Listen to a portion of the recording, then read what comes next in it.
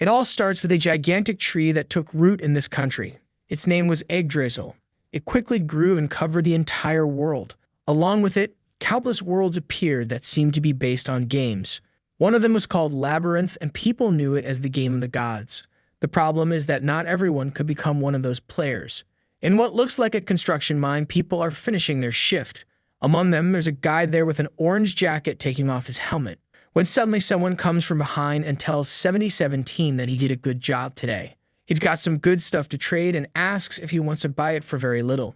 There was a data card, and he's sure it's one of the good ones. But in the middle of the old man's explanation, the kid just runs off. The old guy keeps thinking that this bastard thinks too much of himself, but he's just like everyone else in that place. A useless piece of trash abandoned by everyone, just like all those who are there. Beneath the splendor of all the riches that Yggdrasil brought, obviously there are the broken and bankrupt folks. And in the middle of all that, there was a slot machine shop. The protagonist grabs the doorknob and already hears people inside shouting or demanding their points back.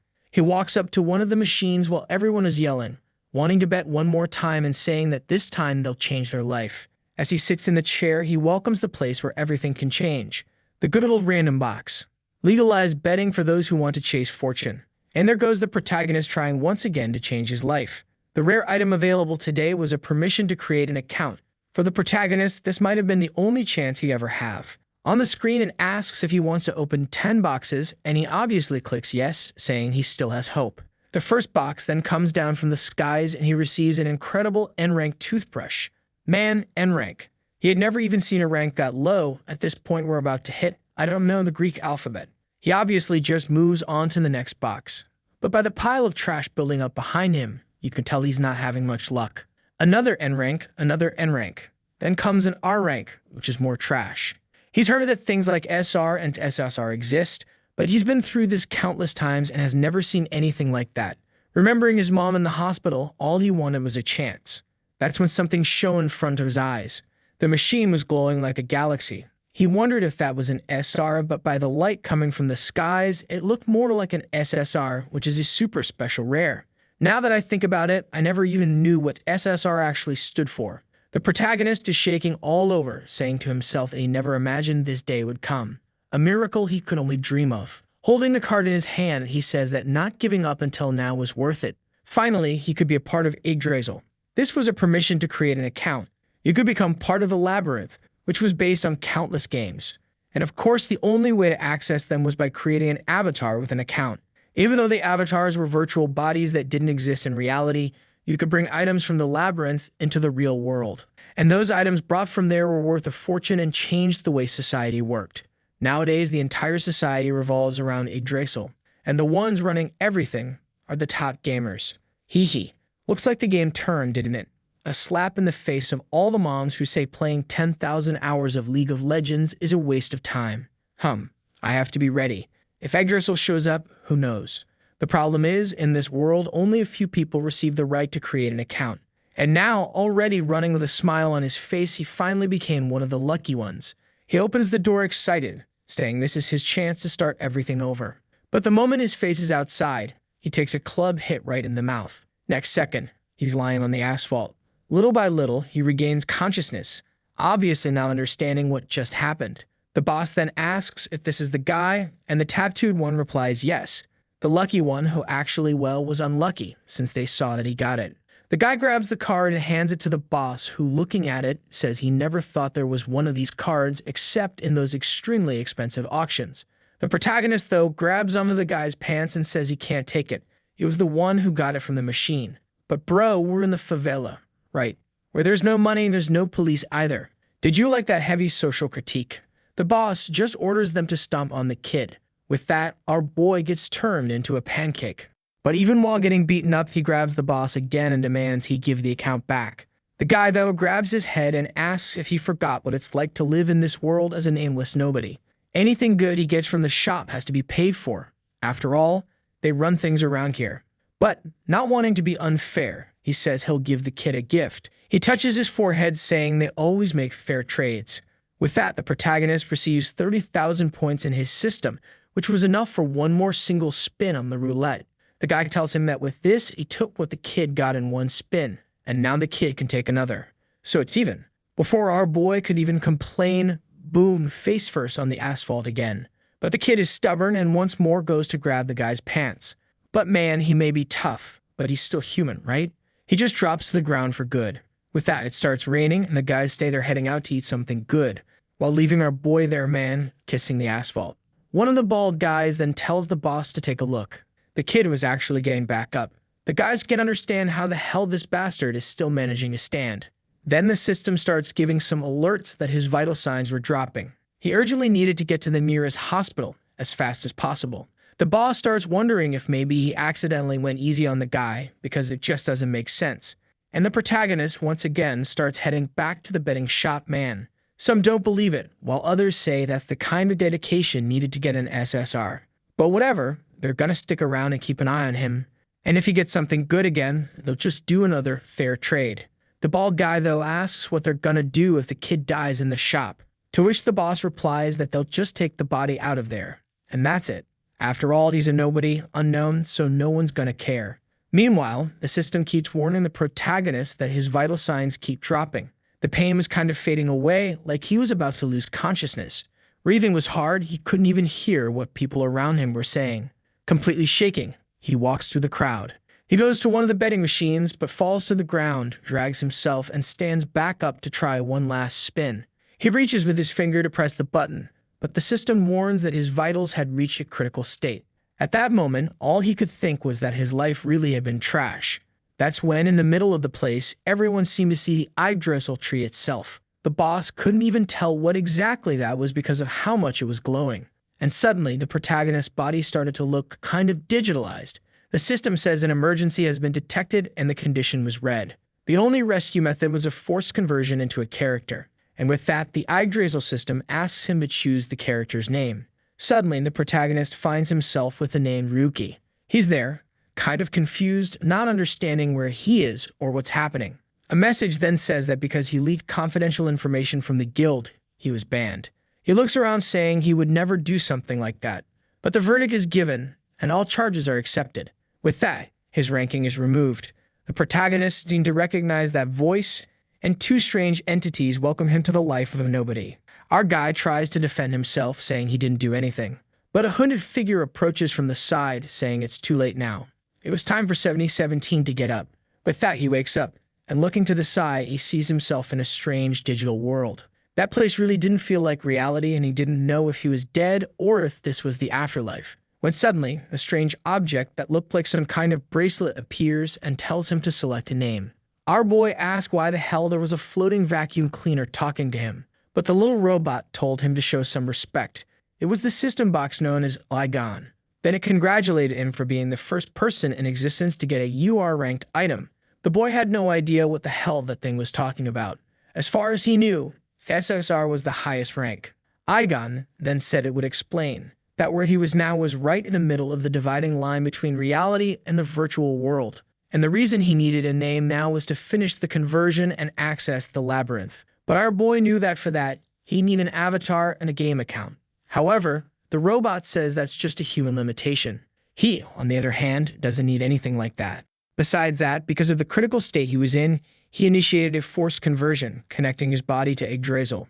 Without further delay, he was supposed to go ahead and pick the character name so they could start this. Our protagonist still hadn't understood anything. He didn't know if this was a dream or reality, but there was a chance that this was the opportunity he had been needing. And with that, he chooses the name Ryuki. The settings are completed and he begins to be transferred to the labyrinth game. The moment he opens his eyes, he finds himself in a world called Phantom. He stood still for a few moments without saying anything, feeling the wind hitting his hair and his feet firm against the ground. That was completely different from any simulation he had ever experienced. Apparently, this was the labyrinth he had always wanted to enter. But in the middle of all that excitement, some skeletons appear next to him. The first one tries to attack, and he manages to dodge it by taking a small step back. Then he starts running, asking himself why there were so many creatures if, in theory, he should be in the tutorial. At least they were only level 1 skeletons, which were weak to physical attacks. Ryuki starts yelling to open the status window, but Igon just replies for him to stop asking for dumb stuff. Our boy then wants to know where the equipment is. Normally when you start a game, you get something, But the robot explains that since he got a UR ranked item, he didn't need to follow any of the labyrinth's rules. Also, he wouldn't be benefited by any skills, stats, levels, or any kind of advantages given by the labyrinth or the world called Phantom. As long as he had Igon by his side, all he needed to do was test his luck in a random box. At least he had the beginner bonus. After logging in for 7 consecutive days, he'd receive a ticket guaranteeing an SR item. Since this was his first time, he receives 100 tickets from Igon, plus 5 more tickets for entering the world called Phantom. Ryuki celebrates that at least he got a bunch of tickets and says he wants to start opening them right away. The boy is brave. He opens the first item, picks it up, and already calls out the skeletons, saying now it's gonna be easy. But the used toilet mop he got didn't last long, no. He goes right back to running, cursing out Ligon and asking where his luck is. Then he throws a wig at the skeleton, which was the second item he got. He's running around, leaving a bunch of stuff on the ground, when suddenly the robot tells him to be careful, but it's too late. He falls flat on his face like an idiot. Man, the little robot wearing the wig comes swinging the sword. Then finally, one of the boxes beside him shines. He manages to block the attack because he got a short sword in there, right? Clearly, it was pretty meh, but better than nothing. He celebrates the decent weapon and charges forward. He says it's just a level 1 skeleton. There's no way he can lose. But I think our gamer here isn't much of a gamer, because he tried to swing the sword at the skeleton's head. Obviously, the result was that he took a stab to the shoulder and the sword did absolutely nothing. Ryuki, though, is confused. Why did he take a stab that stuck in his shoulder instead of just losing HP? Igon explains once again that the rules for them are completely different, so HP isn't a thing. He's risking his actual life. Seeing the skeleton coming, Ryuki wonders if he got into this mess just to die in such a meaningless way. Then he charges forward to block the attack as 2 boxes fall down. As soon as they hit the ground, he manages to deflect the skeleton's blow, charges in, and sends it flying. He's confused. For a second, it felt like he had used a skill and his body moved on its own. That's when he sees that from the boxes he got 2 S-rank skills, one for defense and one for sword mastery. And Igon says that he's the only one who isn't limited by the world of Yggdrasil. If an item or skill shows up in the box, it gets transferred to him immediately. Another skeleton was coming in to attack from the side, but the SR rank parry activates and he manages to deflect the attack. With that, the creature is left kind of frozen and he lands a clean slash on it. Man, who was it again that said you couldn't cut skeletons with a sword, huh? Who was the idiot that said that 3 minutes ago? That was obviously thanks to the SR rank sword mastery. Ryuki now understood that those skills shouldn't even exist in the world of Phantom, since Yggdrasil has a bunch of different places. But with this talent, he was ignoring the laws and restrictions. Igon then says he always knew the kid was lucky. It's no wonder he pulled a your item. When Ryuki looked back, he saw his first SR box. Right away, he smiled and went to grab the box, saying something's not right here. But a miracle was happening in his life. 3 skeletons come at him to attack, but with the box in hand. He turns and slashes all of them at once, already warning. If they're gonna give him this much luck, he's gonna milk it for all it's worth. The world he's in is called Phantom, a game considered a work of art made by the company Lasha. Besides that, out of all the games in the Labyrinth, it's the most popular, and the one that everyone goes through. Ryuki was there, man, farming skeletons non-stop. Finally, he was one of the lucky ones who was also part of this. The kid was stacking up skeletons, but the experience he got was immediately turned into points to pull more boxes. Things were completely different for him, and he doesn't even have a level. Also, from the math he did, he'd have to kill 15 skeletons just to try his luck one single time. Now it was time for him to take a look at what to do with that SSR item he pulled. To him, it was something absurd, didn't even make sense for it to exist. But Igon says if it's in front of him, then it exists. No wonder it's SSR, man. Stuff like that is always good. But our boy puts it away, saying for now he'll leave it sealed. That's because it's going to be perfect for dealing with that person, or actually, their whole guild. For now, he's going to hide that power for the perfect moment. The skills required roulette points to level up. At least for him, things were real simple. All he needed was for the game to keep sending monsters and for him to keep killing them. He liked it when the only thing he had to do was keep grinding. Sometime later, an explosion happens in the forest and another skeleton falls to the ground, leaving behind a crystal in front of him. This was already his 3rd day in the game, and obviously he had been doing all the daily quests and farming all day long. He finally managed to gather 1,500 points, which was enough to do 10 pulls. Man, I think that's better than Genshin Impact, right? Farmed 3 days and got 10 pulls. Not that bad at all. Aigan is there celebrating, saying he's excited to see what the kid's gonna pull this time.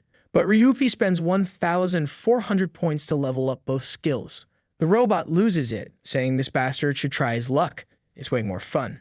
Our boy wants to know the probabilities, and the system explains. 70% chance for N rank, 27% for R, 2.7% for SR, and 0.3% for SSR. Then he wants to know why his inventory is full of trash.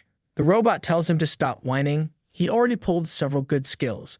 But Ryuki replies that he's only going to open boxes with the daily mission rewards. The rest of the points he gets, he'll spend to upgrade things. The robot says it got it, but then asks, "So how long are you planning to stay here in the tutorial forest?" But our protagonist is cautious man. He needs weapons and to level up his skills. Only then will he leave that place. He's someone who knows this world better than anyone, and he needs to use his knowledge from the past to the fullest. The starting forest wasn't an exception, and he was going to make sure to take full advantage of it.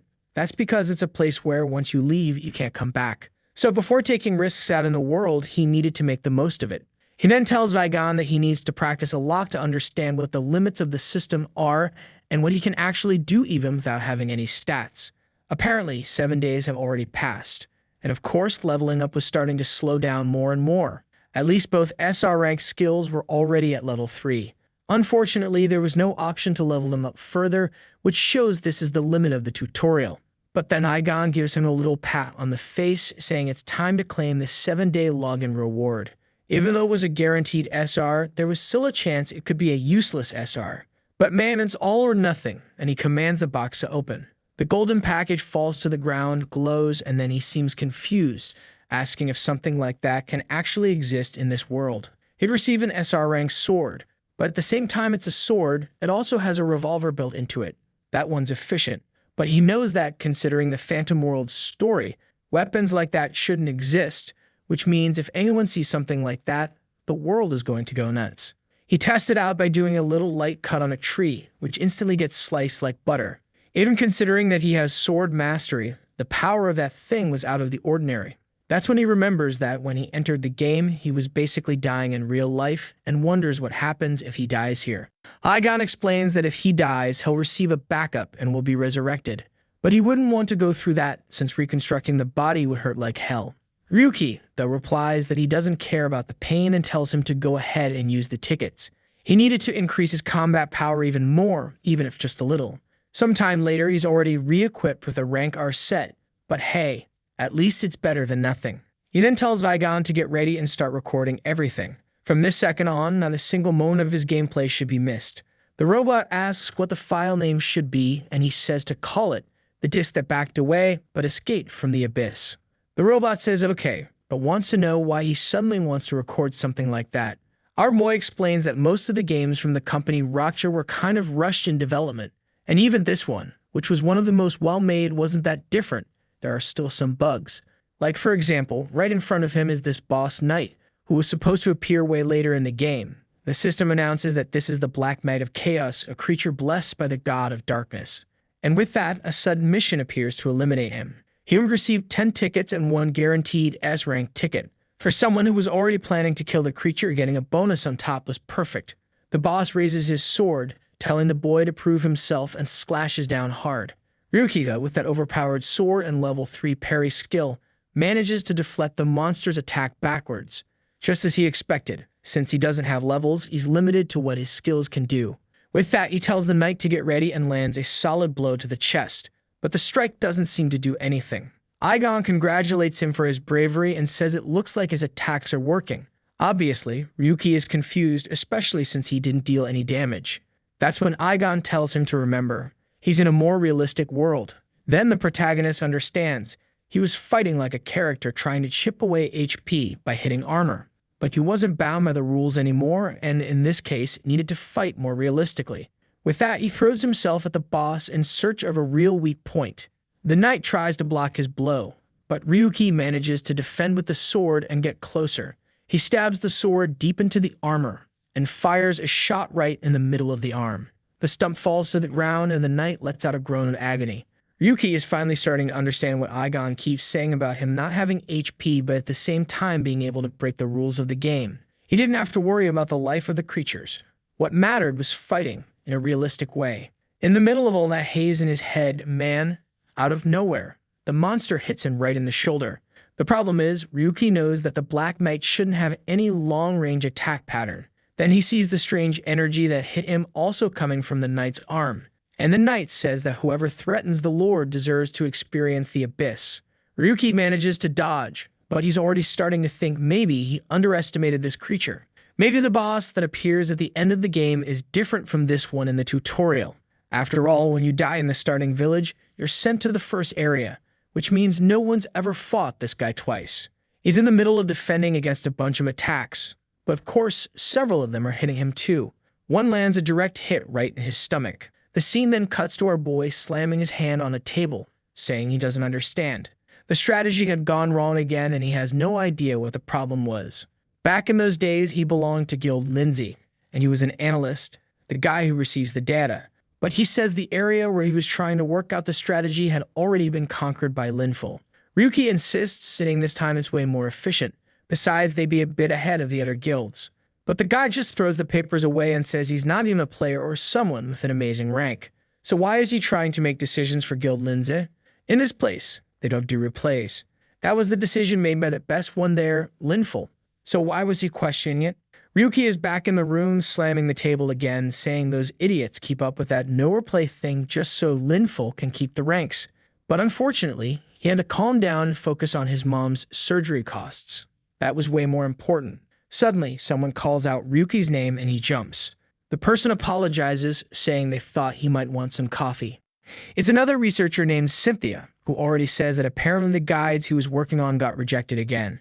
He looks exhausted and she walks up asking if he wants a little help. Not the kind of help we're hoping he wants, but he says he wants help with some classified info to finish the guide. She says okay and smiles, saying that since he wants it, she'll get her best. Sometime later, Ryuki is back at the hospital, telling his mom not to worry. He already scheduled the surgery. She asks about the costs, but he says it's all fine. The guild have finally approved it. His mom gets all happy and hugs him, saying she's proud of how hard he works. He replies that everything's going to work out and says that hard work really was bringing him luck. But in the next scene, he's being expelled from Guild Lindsay for leaking secrets. He tries to say something, but the guy just tells him not to even defend himself. They already have enough evidence. Even though he had been discreet, they had already gotten information from Linful and Cynthia. Oh, that bastard. Look, in Linful's arms even. That cursed woman. Man, she tricked me with that little smile.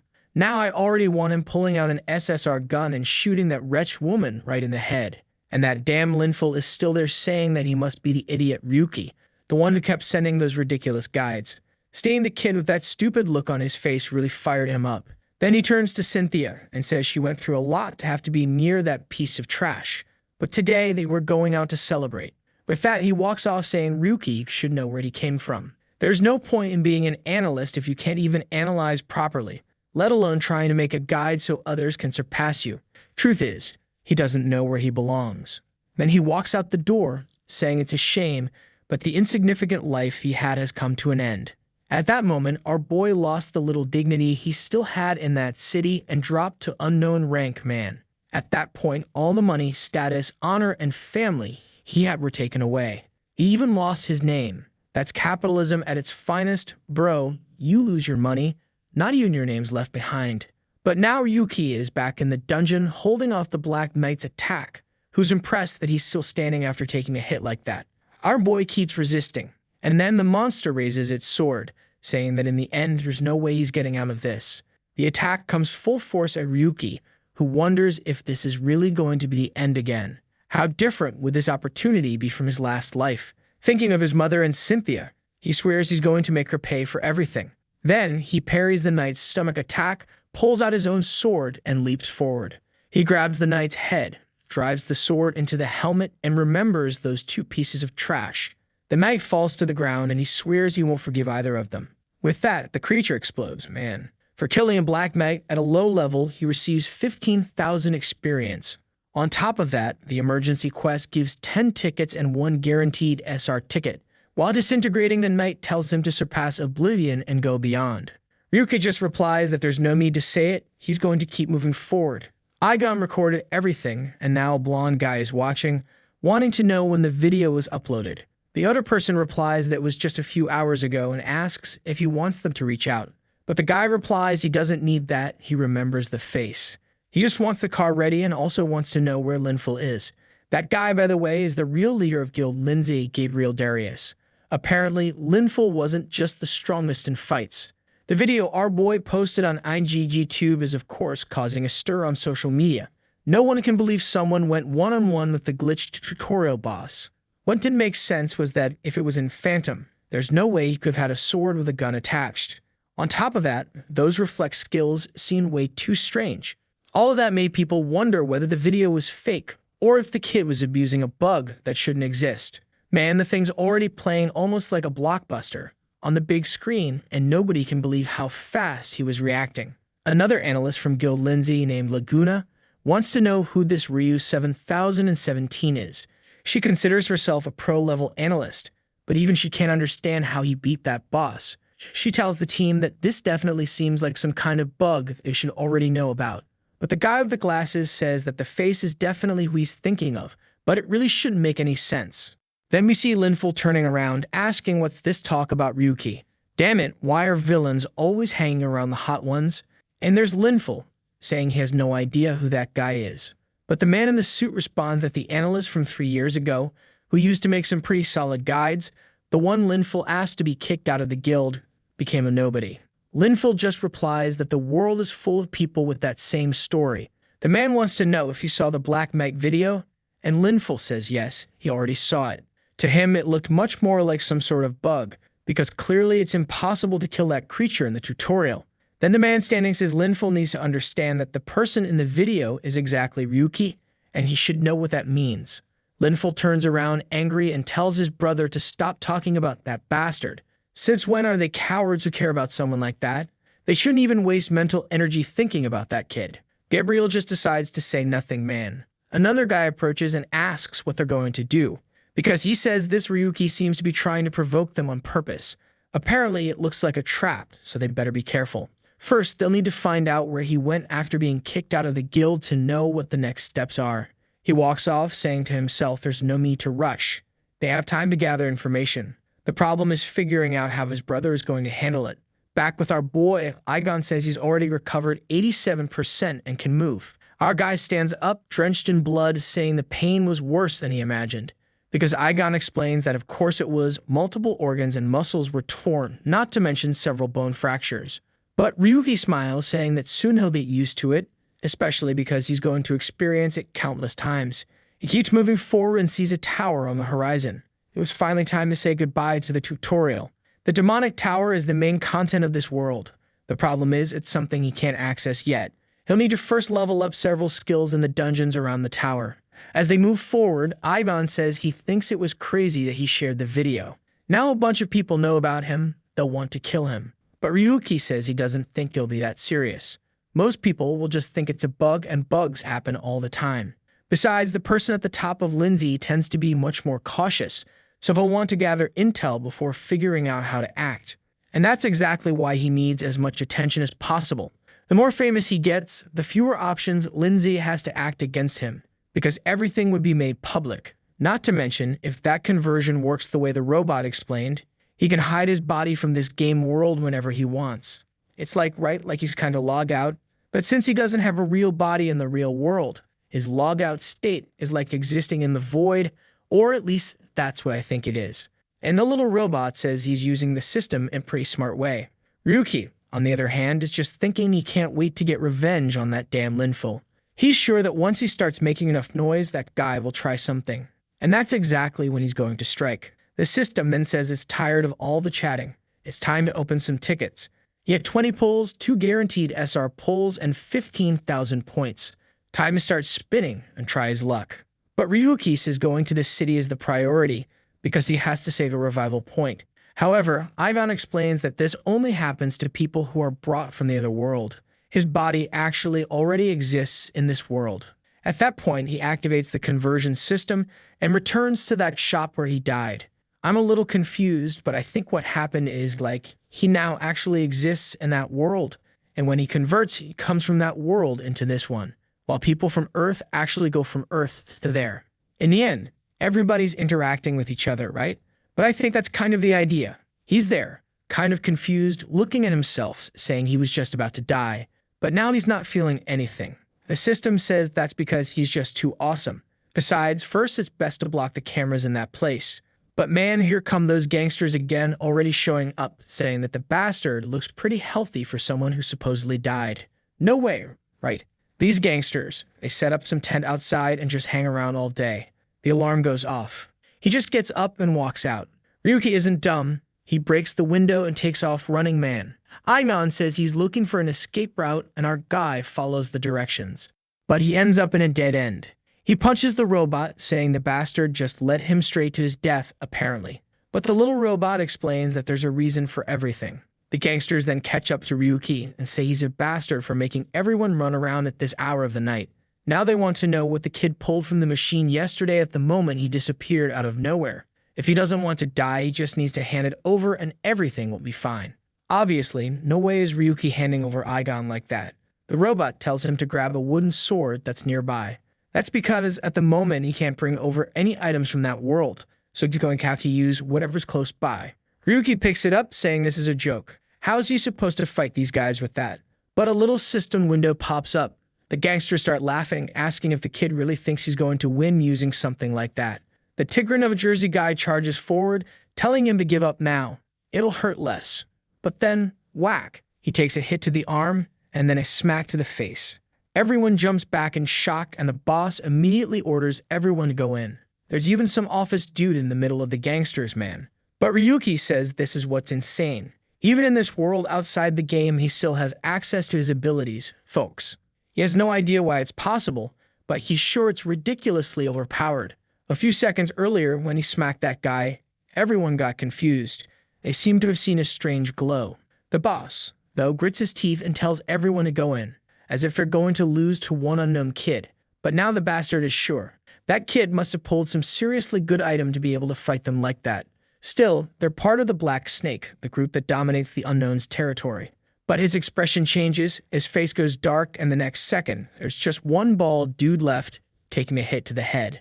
Ryuki even asks, is that really all you little thugs can do? At the moment he picked up that wooden sword from the ground, he understood what's going on. Most people send their body to interact with the avatar in the game, but he, on the other hand, sent his own body into the game, and that's why he feels so much pain over there. Obviously, the advantage is completely unbalanced, because the stronger his body gets in the game, the stronger he gets in real life. I don't even know where from, but a bunch more thugs show up, man. They all charge in, but man, against someone with SSR, they've got no chance. A light tap to the leg or arm and the bones are already broken. Then our boy walks up calling for the leader, thanking him for the help he gave yesterday.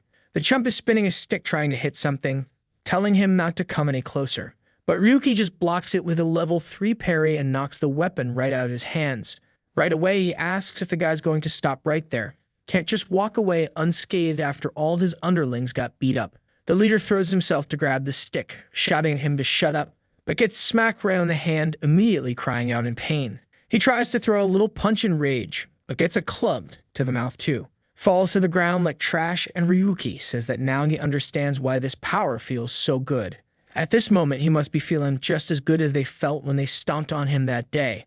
But he's sure that the leader's busted-up face suits him way better. The guy starts begging for forgiveness, asking him to stop. But Ryuki says that the card he stole that day was the last hope he had, and even then the guy still took it. So now they're not leaving until they've also lost every bit of hope they had. The guy crying says that no one known ever does something like that and gets away with it. But Ryuki man raises the club, saying that unfortunately, nobody's going to hear about what happened here. The chump is about to beg again. We see one of his eyes spinning and his head snap sideways. Damn, I thought he was gonna be the kind of MC that actually kills. But nope, the robot's just asking why he let them live. Ryuki replies that it's because of what the robot did, and to avoid raising suspicion. What the robot did was enter the gangsters' minds and manipulate their vision, so they don't even know Ryuki is still alive. Well, I'll forgive you this time, he says, but next time, I better see some killing. Got it. Yeah, protagonist, for me you gotta kill. Don't come at me with this forgiving the villain nonsense. Then he says they're going to need to hide Aigon's existence. Nobody in this world can know that an item like him exists. He grabs some random little knife and realizes the aura activates. As long as he's holding something that represents a blade or a sword, he can still use it. And honestly, his knife was way more convenient than walking around the freaking sword. Ryuki was about to ask something, but the robot seems to read his mind and answers before he even opens his mouth. Says no, his body won't age faster in the real world. That's because his true existence is now inside Yggdrasil. Outside, sometime later, our boy is talking to the little gangster, saying that this modern world is incredible. People recover real fast. Now it made sense why he let the guy live. He tells him to hand over the ticket, otherwise things will get messy. The guy obviously says he's saving up money, but needs more time. But that little knife's already pressed against his forehead, and our boy says that since he spared his life, it's best he doesn't forget that. The guy apologizes and Ryuki tells him to start walking. They're going to get it right now. In the red light district, there's this poor guy scratching his neck all weird. Looks like he's got some kind of demonic virus or something. One of the gang members shows up and kicks him out of the way, telling him to get lost. That place is a store called Shutenku, and the guy says most transactions go through there. Ryuki instantly realizes it's probably where his ticket got sold. When he walks in, a guy in a cloak notices a customer entered. It sounded like the voice of an old person, and our boy asks if he's the owner. I don't know if this person's really that old. And no, I don't even know if it's a guy. I don't know what it is. But I know he's a shop owner and his name is Suzuki. The robot, in a digital form that only Ryuki can see, says that thing in front of him isn't a person. It's analyzing his data in real time. Our boy had already noticed the weird voice and says that cybernetic robots like that should have already been banned. Suzuki says it's impressive that he noticed so easily, but it's ridiculous to talk about laws to someone who works in the black market. Then our boy wants to know what happened to the account creation ticket. Suzuki glances at the beaten-up gangster and already gets the idea. He explains that item is one of the most popular there is, so it was sold as soon as it came in. He asks if that's all, and Ryuki says no.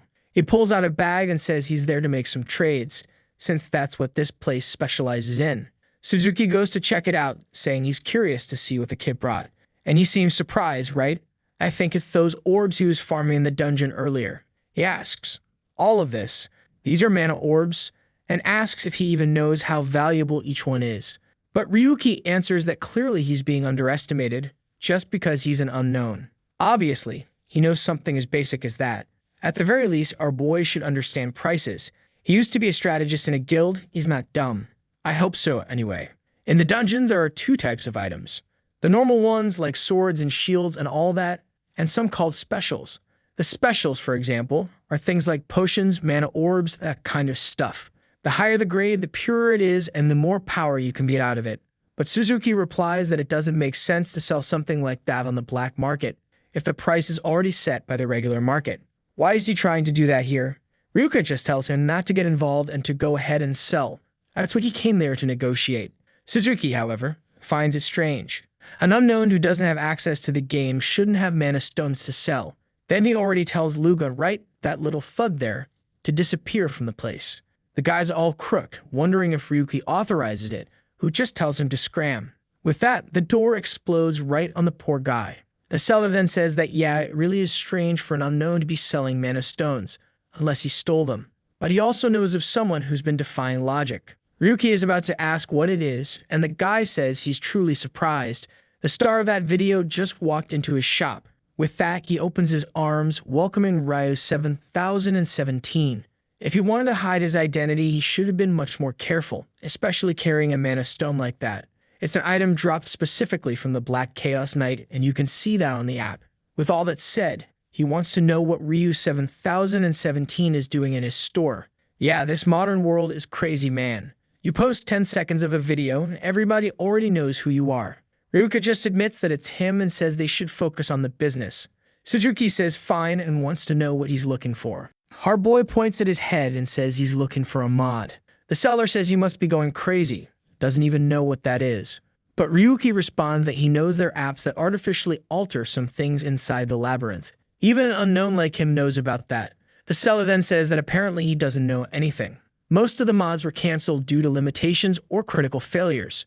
Our boy, though, uninterested, just says a black market vendor must be the only one who still has a few stored away. He wants those that reduce the game's difficulty, and he doesn't care about the side effects. Suzuki asks if he didn't see that guy outside the store scratching his neck. That guy is one of the unlucky ones who tried using a mod and got wrecked. Man, what the hell is that? Back in my day, you tried using a little hack and you got banned, all right? That's it. The poor guy had his brain fried. And Suzuki says that was from a simple pain reduction mod, and it caused all that. Obviously, the more changes you try to make, the worse the side effects can be. That guy tried to reduce the amount of pain he felt, and now all his other senses are extremely heightened. Basically, he's ruined, and even after removing the mod, he couldn't recover. From insanity to instant death, even spontaneous combustion, all sorts of things can happen. And that's why mods are illegal. But then Ryuki says he's not just some regular player. It's no coincidence he defeated the Chaos Knight. People are already calling him a cheater, so he should know how he plays. He doesn't care about the cost or the risk. If there's any mod sitting in this place, he wants it. Suzuki asks if he wants the ones that were discarded for being extremely dangerous. Ryuka just says yes, he wants to take a look. The kid snaps his fingers and says fine then. He can take a look at the ones that were discontinued. If he really has the guts to use something like that, he can start testing. In the box there are CDs, man, from version 1 to 25. I would never in my life install something from a CD into my head, are you crazy? But Ryuki is there thinking. He knows this stuff is risky, but he has his reasons. That first mod right there was triple power attack. And Igon already says that one's going to be a total failure. Actually, it's just exaggerated numbers and doesn't even have an effect. The next device, in theory, gave the power to see 1 second into the future. Once again, Igon says it's trash. It'll just make his vision blurry. The other mod made your character look amazing, and Igon says that it's possible to do that with some kind of illusion, but it's useless. The other one increased all skill damage by 20%, but it would destroy his brain. Also, it would increase the pain he feels by 3,000 times, which clearly wasn't a good idea. Ryuki already realized that all of this was just trash, until he saw one that was a probability manipulator. Igon analyzes it and says that the person who made this was truly a genius. It wasn't very effective, but it increased his luck by between 0.3 and 0.5%.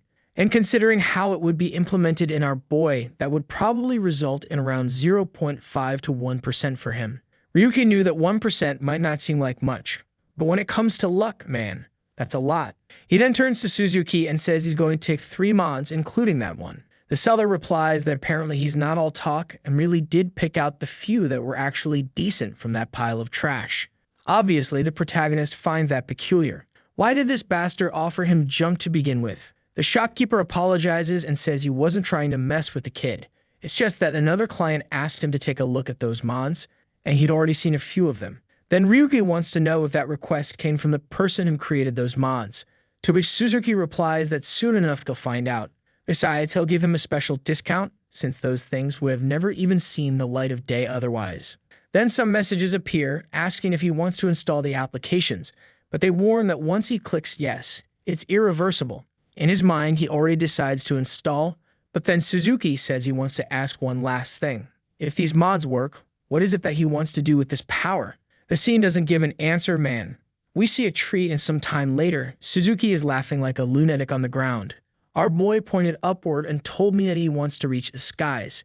He doesn't want to be bronze or silver, not even gold or platinum. He wants to take everyone down along the way and reach the top of that world.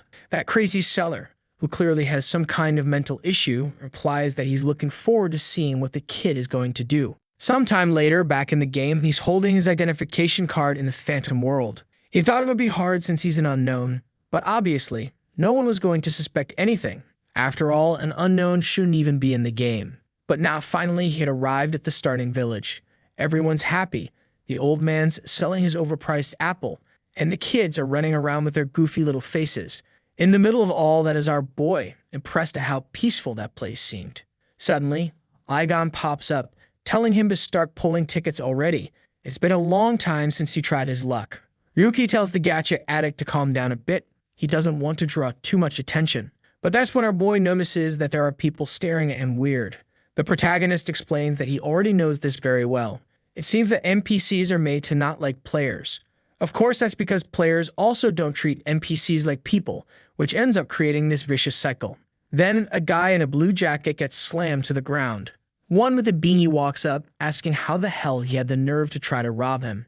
The guy says he's starving, while the protagonist wonders what's going on. Also, the NPC's clothes looked very different from the rest of the people there.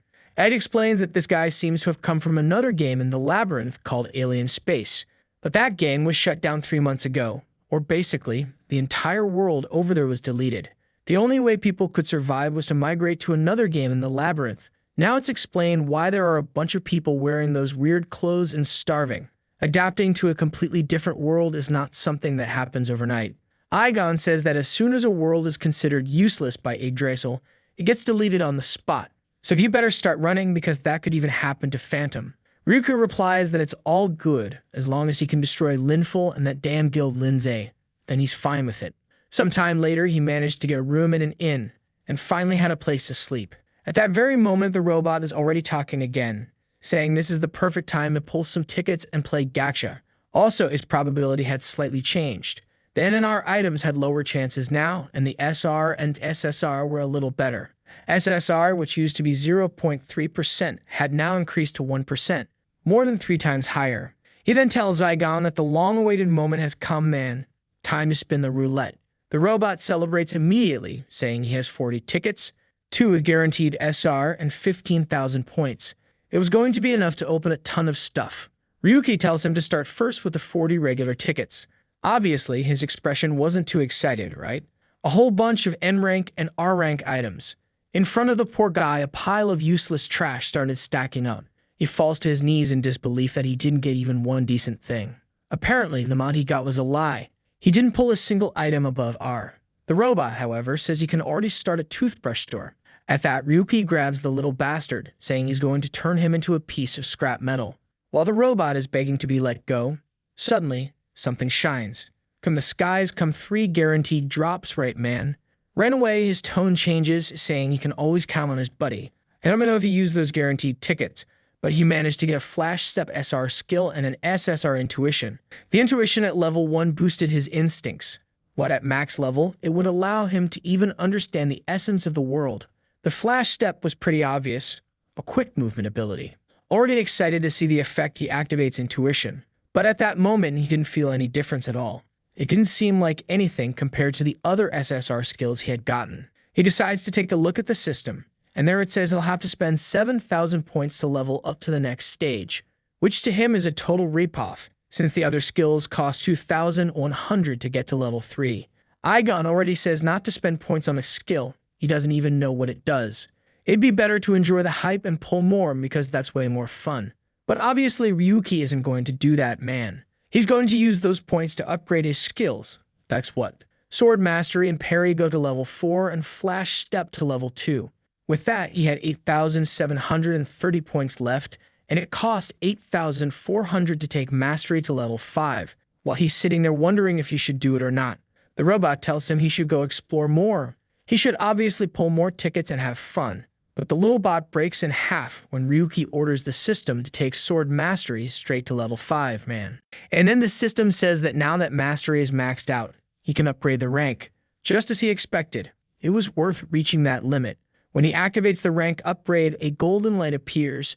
A stone orb forms in the room. He asks Ligon what that is, but the poor bot is lying on the ground, devastated that he didn't get another chance to roll some gacha. The strange object keeps coming down, until the system grants him an achievement. For having maxed out Mastery, he earns 10 tickets, and apparently it became Ligon's System Mastery, an SR Plus skill that not only boosts his sword damage, but now gives him a blade aura as well. Ryuki had never even heard of SR Plus skills in the Phantom world, so maybe this was the strongest skill on that entire continent. While he's celebrating, arms wide open, the little system is asking why he, the system of luck, ended up paired with someone this cautious. His whole plan was to witness the glorious downfall of someone driven by greed. Ryuki is already at the door telling him to stop crying and get moving because now they were finally ready to begin. He wants to know what they're going to do. And obviously, man, it's time to go into the first dungeon. And the plan wasn't just to go into the dungeon, but to set the record in it. Ah, you sneaky devil. Now you're gonna use those strategies you were selling to that guy Linful, huh? Gonna humiliate everyone. In front of the dungeon entrance, a guy with a giant axe asks his group if they're ready. From now on, everyone was supposed to stay alert and not let any item slip by. That's when our protagonist walks past like he's just casually strolling in. The guy immediately calls out to him and asks where he thinks he's going without a group. He should know how dangerous this place is. But our boy just says that he knows very well what he's getting into.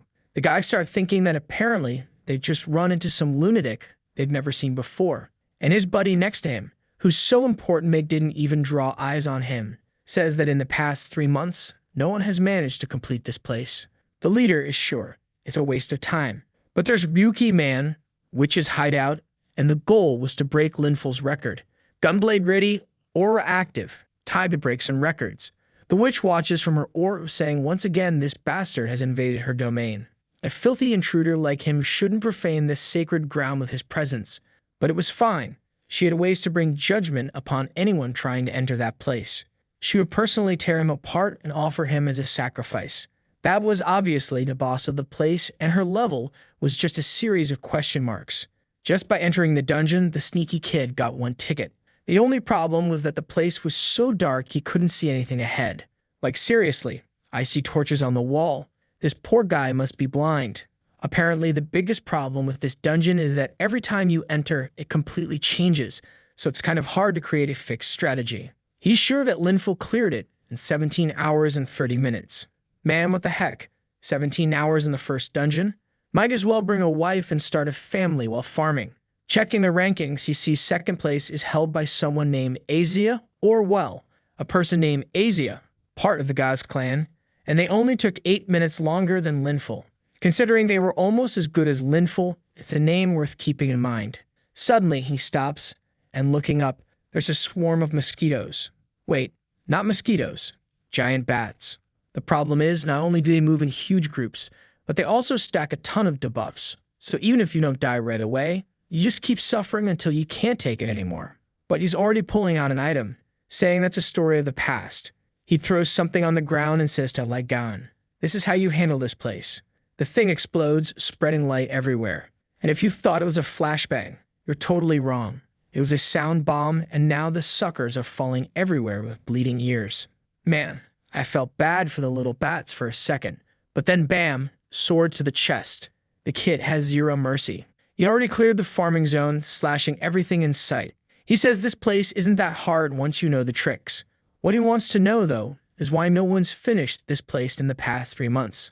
Ivan wants to know why that would be strange. So Ryuki explains that, in theory, this is supposed to be a low-difficulty dungeon. For everyone to be struggling this much, something else is going on. They keep going through the cave, and Ivan wants to know if he's sure they're going the right way. Our boy tells him not to worry. He knows the patterns of this place, even if the map always changes. Ivan might not know, but he's written countless strategy guides when he was an analyst. This dungeon right here, he's simulated it thousands of times, so he knows exactly what he's doing. Igon, however, comments that they've already passed through this area like 12 times. It wouldn't be a shame to admit he's lost. But Ryuki just ignores him and goes left, saying the entrance is right up ahead. He tells him to look at that stalactite on the left, the one with the cut. You had to pass through this path 32 times, and when the cut showed up, it was proof that the route had changed. The little robot is confused, wanting to know how he came to such a precise conclusion. Obviously, right? It must have been trial and error thousands of times, and Ryuki just tells him to shut up because he has to focus now. But to make Ivan happy, he explains that they had someone in the group who had a certain ability that helped discover those things. And in the past, before strategy guides were developed, people actually used to memorize every element of the map and tried to guide themselves that way. So even though everything changes, he still has an idea of which way to go. The robot asks if he really memorized all those tiny differences from a place as useless as this, and already laughs, saying he now realizes his master is completely out of his mind. As they continue through the cave, Ryuki is sure he spent more time here than he wanted. Not to mention he still didn't understand why no one had cleared this in the past 3 months. Meanwhile, the witch is yelling, saying that apparently he escaped from the labyrinth, but now he'll fall into despair. The second he steps on the death magic, he'll instantly die. And man, that's exactly what he just did. Something activates, a flame surrounds his body, he freezes for a moment. Ivan wants to know what happened, and he answers he's not sure, but it felt like he was going to die if he took another step. Then he pulls out a weird little doll from his inventory and throws it forward. As soon as it hits the ground, the flames appear again. He recognizes them immediately. That was instant death magic, something extremely rare that should only appear much later at the tower. Why was something like that in this place? Aigon immediately says that if unknown changes are happening, it's better to retreat. And now Ryuki is deep in thought. A trap this brutal, right from the start, was dangerous. Maybe it'd be better to turn back. But when he looks behind him, he sees a strange path. And for a moment, he feels like it'd be okay to go that way. He starts realizing that these gut feelings and even the fact he spotted the trap are all thanks to the intuition skill. Watching through the orb, the witch says this bastard is really lucky. He survived by a single second. But it was just a matter of time. No matter where he went in this endless labyrinth, eventually he would die. But suddenly, he disappears from her orb. She's confused, uses a new spell, and locates him again. But now it doesn't make sense. He's in the central hall, which is really far from where he was before. Apparently, the damn rat managed to escape the illusion. But it's fine. This place is filled with traps, and that's where he'll die. Except a second later, Ryuki disappears again. She's confused and slams the table in anger, trying to understand what the hell this bastard is doing. Our boy was jumping through the very edges of the traps, dodging them all. The witch had no idea how he was doing it or why he kept disappearing from her sight. So she decides to end it all before anything else goes wrong and activates all the traps at once. A blue flame surrounds the whole orb, and she celebrates, saying, "Finally got rid of that cursed intruder." But behind her, something explodes. A voice from behind says that the materials weren't that great, but there were still things worth using.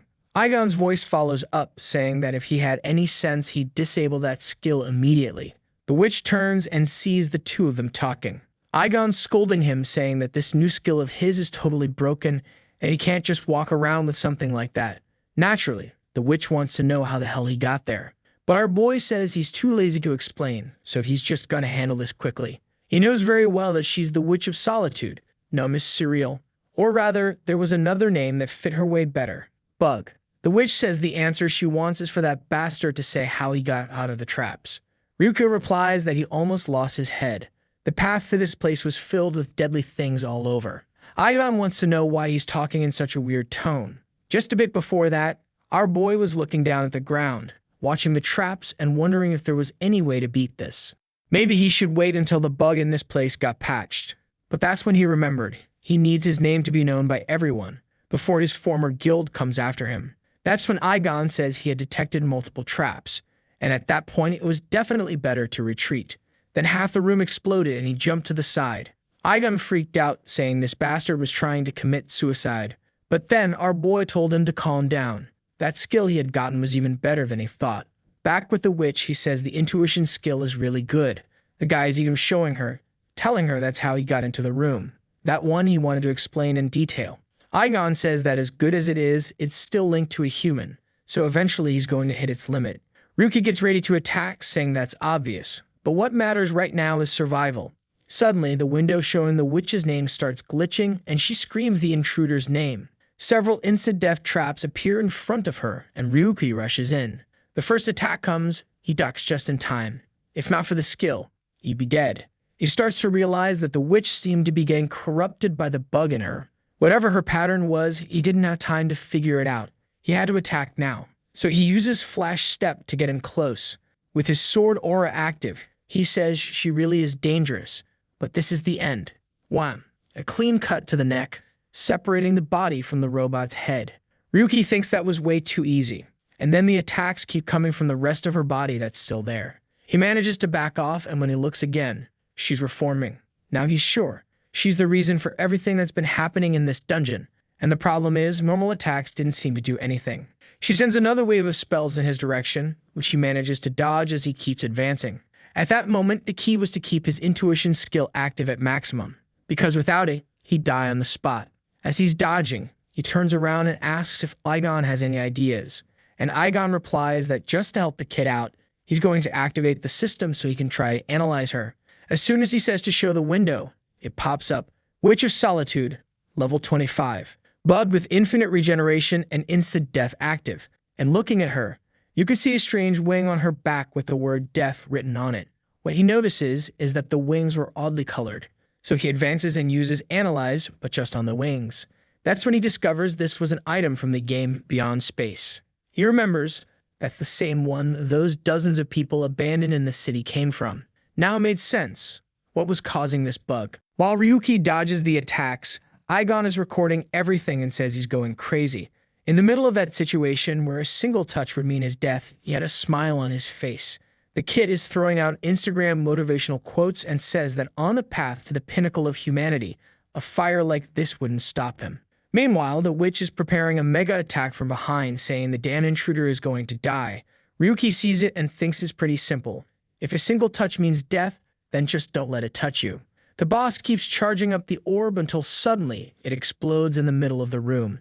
She seemed confident, said there was no way he could have dodged that, so this time he was dead. But of course, Ryuko already had his sword on his back going in pure grit. Actually, he was already riding on her back, saying that this wasn't her original power, and that's why she couldn't control it properly. Just by touching it, the items seemed to be kind of disappearing or interacting in a weird way. Clearly, this was a bug. The witch, desperate, tells him not to cut it because those wings gave her freedom. She had been playing her role in this dungeon for a long time, never questioning it, just going forward. But then she found those wings on the ground, and that freed her from that magic, and she was finally able to live. Ryuki replies that if she ran away from the circumstances they were in, then they were similar in a way. He was also struggling to get out of this horrible world. The witch says that if that's the case, then they should understand each other. But our king of Instagram quotes just says that for him to reach glory, her freedom has to be destroyed. And with that, he rips off her wings, man. He even activated the sword's aura in his other hand to crush the second wing, and then she seems to have been defeated. At that same moment, all of the witch's stats go back to normal, right, and she becomes just the creature she was supposed to be in this place. She even goes back to doing the standard routine, saying that the intruder infiltrated her hideout. The poor thing is they're giving her speech, but he just stabs the sword into her chest. Yeah, this guy's not hesitating at all. And on top of that, he pulls it to the side, slicing her completely, saying that now that she's back to normal, nothing changes. He has to finish her off to keep moving forward. With that, the monster's little hand just drops to the ground, right? No mercy from the kid. In total, he received 13 standard tickets and 1 SR ticket, plus 500 experience points, a magic stone, and Suriel's heart. Ryuki was kind of disappointed. Just a little stone, a heart, and 500 points. That knight who gave 15,000 apparently was kind of abnormal. Aigon tells the kid that even with luck, he's not always going to get good stuff, man. He needs to get used to a normal life. To which he replies that it's all good and SR ticket alone was more than enough to make it worth it. Besides, what matters is breaking Linful's record. At the dungeon's entrance, the guy with the big axe is furious because they failed again. The guys are all cursing each other out, blaming each other, saying it's because he died, because he did this or that. Meanwhile, in the cave, Ryuki is coming out, hearing all the commotion. Right at that moment, one of the guys is talking about cooperation. They see our kid passing by and say it's amazing he stayed inside for 7 hours. He must have hidden a lot. But now seeing him walking away, they figure he gave up. Time for the kid to face reality. But then a little window pops up behind the fool, showing updated dungeon info. In the witch's hideout, our guy finished in 7 hours, man. 10 hours less than dear Linful. The guys are already wondering if this isn't the same guy who just came out of that place. Suddenly, the dude puts his sword next to Ryuki's neck and tells him to stay right there, wanting to know what little trick he used. It's impossible for someone to shave off 10 hours without using some kind of hack or something. Ryuki is honest, man. He just says there really was a bug and he exploited it to finish quickly. That's it. The good thing about honesty is that no one questions if he's lying. The bad thing is that now everyone is saying that Bastard should be ashamed for clearing a dungeon using stuff like that. But Ryuki just keeps walking, saying the bug's gone now. They better get to farming quick, or they'll stay weak forever. The sword guy tries to go at him, saying a cheating bastard like him has no right to be giving moral lessons. But our boy just dodges it easily. Maybe hits him with a punch and elbow, not sure. Maybe just shoves him. All I know is the fool ends up on all fours on the ground while our kid walks away. The guy stays there swearing he'll kill him someday, but the axe dude just says, "You idiot. We can't beat that bastard." The guy insists, but the boss tells him to stop being stupid and points out that if the kid managed to use the bug and pull it off, he should realize the truth. The group figures it out, right? If not only did he use the bug, but also managed to clear it, then clearly he was way above the level of that place. But they still find it kind of unbelievable. The boss starts to feel like he's seen that face somewhere before. He's remembering the video of the Chaos Knight, but he can't quite connect the dots. Then we see a few locations. White Lake, the Red Spider Forest, and the ruins of the ancient gods. All of these were famous dungeons where Linful's team held the record. There was still one more that might be good, but 3 was already enough for him to deal with for now. The robot wants to know why, and he explains that it seems another guild managed to take the record about 2 years ago. The skilled girl from Asia group of the HS Guild. Guy's a little lady, huh? Up until now, is it just me, or have we not seen a proper badass waifu? True, right man? Dang, artist, what's going on, bro? Let's use that little bit of talent. Want me to lend you a compass so you can draw some circles? But Ryuki isn't worried about waifus. He's worried that that damn girl came in with her record way too close to Linful's, which makes him kind of mad, since he was the one who developed the tips. Well, man, now that I notice, she has white hair, right? Could it be that damn Cynthia? And Megany? That one deserves to die, huh? Dan wretch. But then he gets up, saying enough talk, it's time to handle some dungeons. Meanwhile, inside the Demon Tower, it's Linful's group and Kasano is the one giving everyone orders. That's when a little window pops up for him. A photo of a giant octopus, maybe the boss from White Lake. There was also a photo of a spider dying, which, yeah, man, that's the spider from the Red Forest.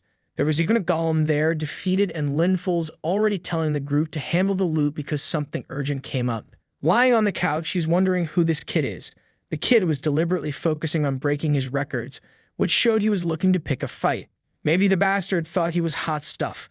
The boss mentioned this name, Ryuki, but no matter how much he thinks, he has no idea who this person is.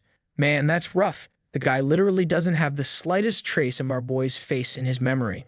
Right then, someone opens the door calling for Linful, saying that that kid, Ryuki, is live streaming. Analyst Laguna, as always, is analyzing. And our boy posted all the records, man, from the bug dungeon to Uparn, Varan, and the big golem. She can't believe he cleared all 4 dungeons and broke all the records almost simultaneously. Obviously, the result of that was nearly 2 million views in 3 days. The attention he got was expected after all the buzz with the Black Knight. There was still something she couldn't understand, like the items and his reactions. But at the same time, he was using an extremely advanced strategy that would require knowing every element of those places. Not to mention, the scariest part was that he cleared the witch's hideout, which no one had managed to do in the past 3 months. A bunch of people on the internet, right, are saying it's a bug, a cheat, or something like that. But regardless of all that, it's clear the dungeon was cleared and he's sitting there with the record. For someone who had such advanced strategies, he would need to have an extremely high-level analyst with him. What guild is backing up the kid? Poor girl, she has no idea. He's not some Jinwoo, but he's solo leveling. Our boy is still on his phone, says they must be really distracted now with all those videos. But compared to what he's about to release, that's nothing. Ryuki says this idea is really different from the others, since now he's basically going to declare himself an enemy. He sits down in the chair and the robot tells him to think it over. First, it'd be good to get stronger before doing something like that. Everyone still sees him as a noob, but Ryuki just thinks that even though Aigon is right, he can't stall. Until those guys give an answer, he can't stop. His mind got stuck 3 years ago, and the only thing left inside it was despair and hatred. Those were the reasons he kept on living. Our boy then started the live stream and introduced himself as Ryu 7017. Ryuki inside the game Labyrinth. It was a shame, but today's video wasn't about clearing a dungeon. Today, he was going to reveal the truth everyone wants to know. The guy started the exposed livestream, man. The first impressions were that he seemed a little more normal than they expected. Our boy then says that everyone seemed curious about the unknown written on his profile. And the truth is, that's exactly what he was, unknown in the literal sense. It was hard for them to believe that someone without an account managed to enter the Labyrinth game. But that's the truth. He didn't create an account and wasn't selected by any guild either. He guarantees that he's one of the poorest unknowns out there, man, without the slightest opportunity. And about how he's playing, he sums it up by saying that basically he just got lucky, and he doesn't care if they don't believe it, because that is the truth. Watching Linful says this bastard is trying to lie, pretending to be an unknown. Then Ryuki says he became unknown because he was falsely accused. He's making this video because he's sure that bastard Linful and the Linza Guild are watching. They better remember the face they threw into the abyss. He suffered in that hell, but he managed to escape. And now they better be ready, because their turn has come. In a room surrounded by cards, a man in a hat says it looks like an enemy of Linza has appeared. Carday says the views are no joke, and V replies that apparently now the kid's going to be hunted. The man in the hat already comments that if this is one of Linful's messes, Gabriel has surely already wiped all the data. Card V says that Linful and his crew are promising, so it's worth keeping an eye on them. But Ev responds that to him that team is kind of pathetic. The guy in the hat, though, wants to know what they're going to do since Linza won't be able to ignore Ryu 7017. The two cards, however, aren't too motivated, saying they've already got a bunch of stuff to deal with. The man says it's fine, he'll keep watching, but maybe he'll act on his own. The cards disappear, saying they already expected that and say goodbye. The man also says goodbye, saying he'll follow the path that seems more interesting. At the Linza Guild, Gabriel is giving an interview while being bombarded by reporters. Everyone wants to know about this Ryuki and what connection he has to the guild. He reveals that yes, the boy was once part of the team, but due to an internal accident, he was expelled and no longer has any connection.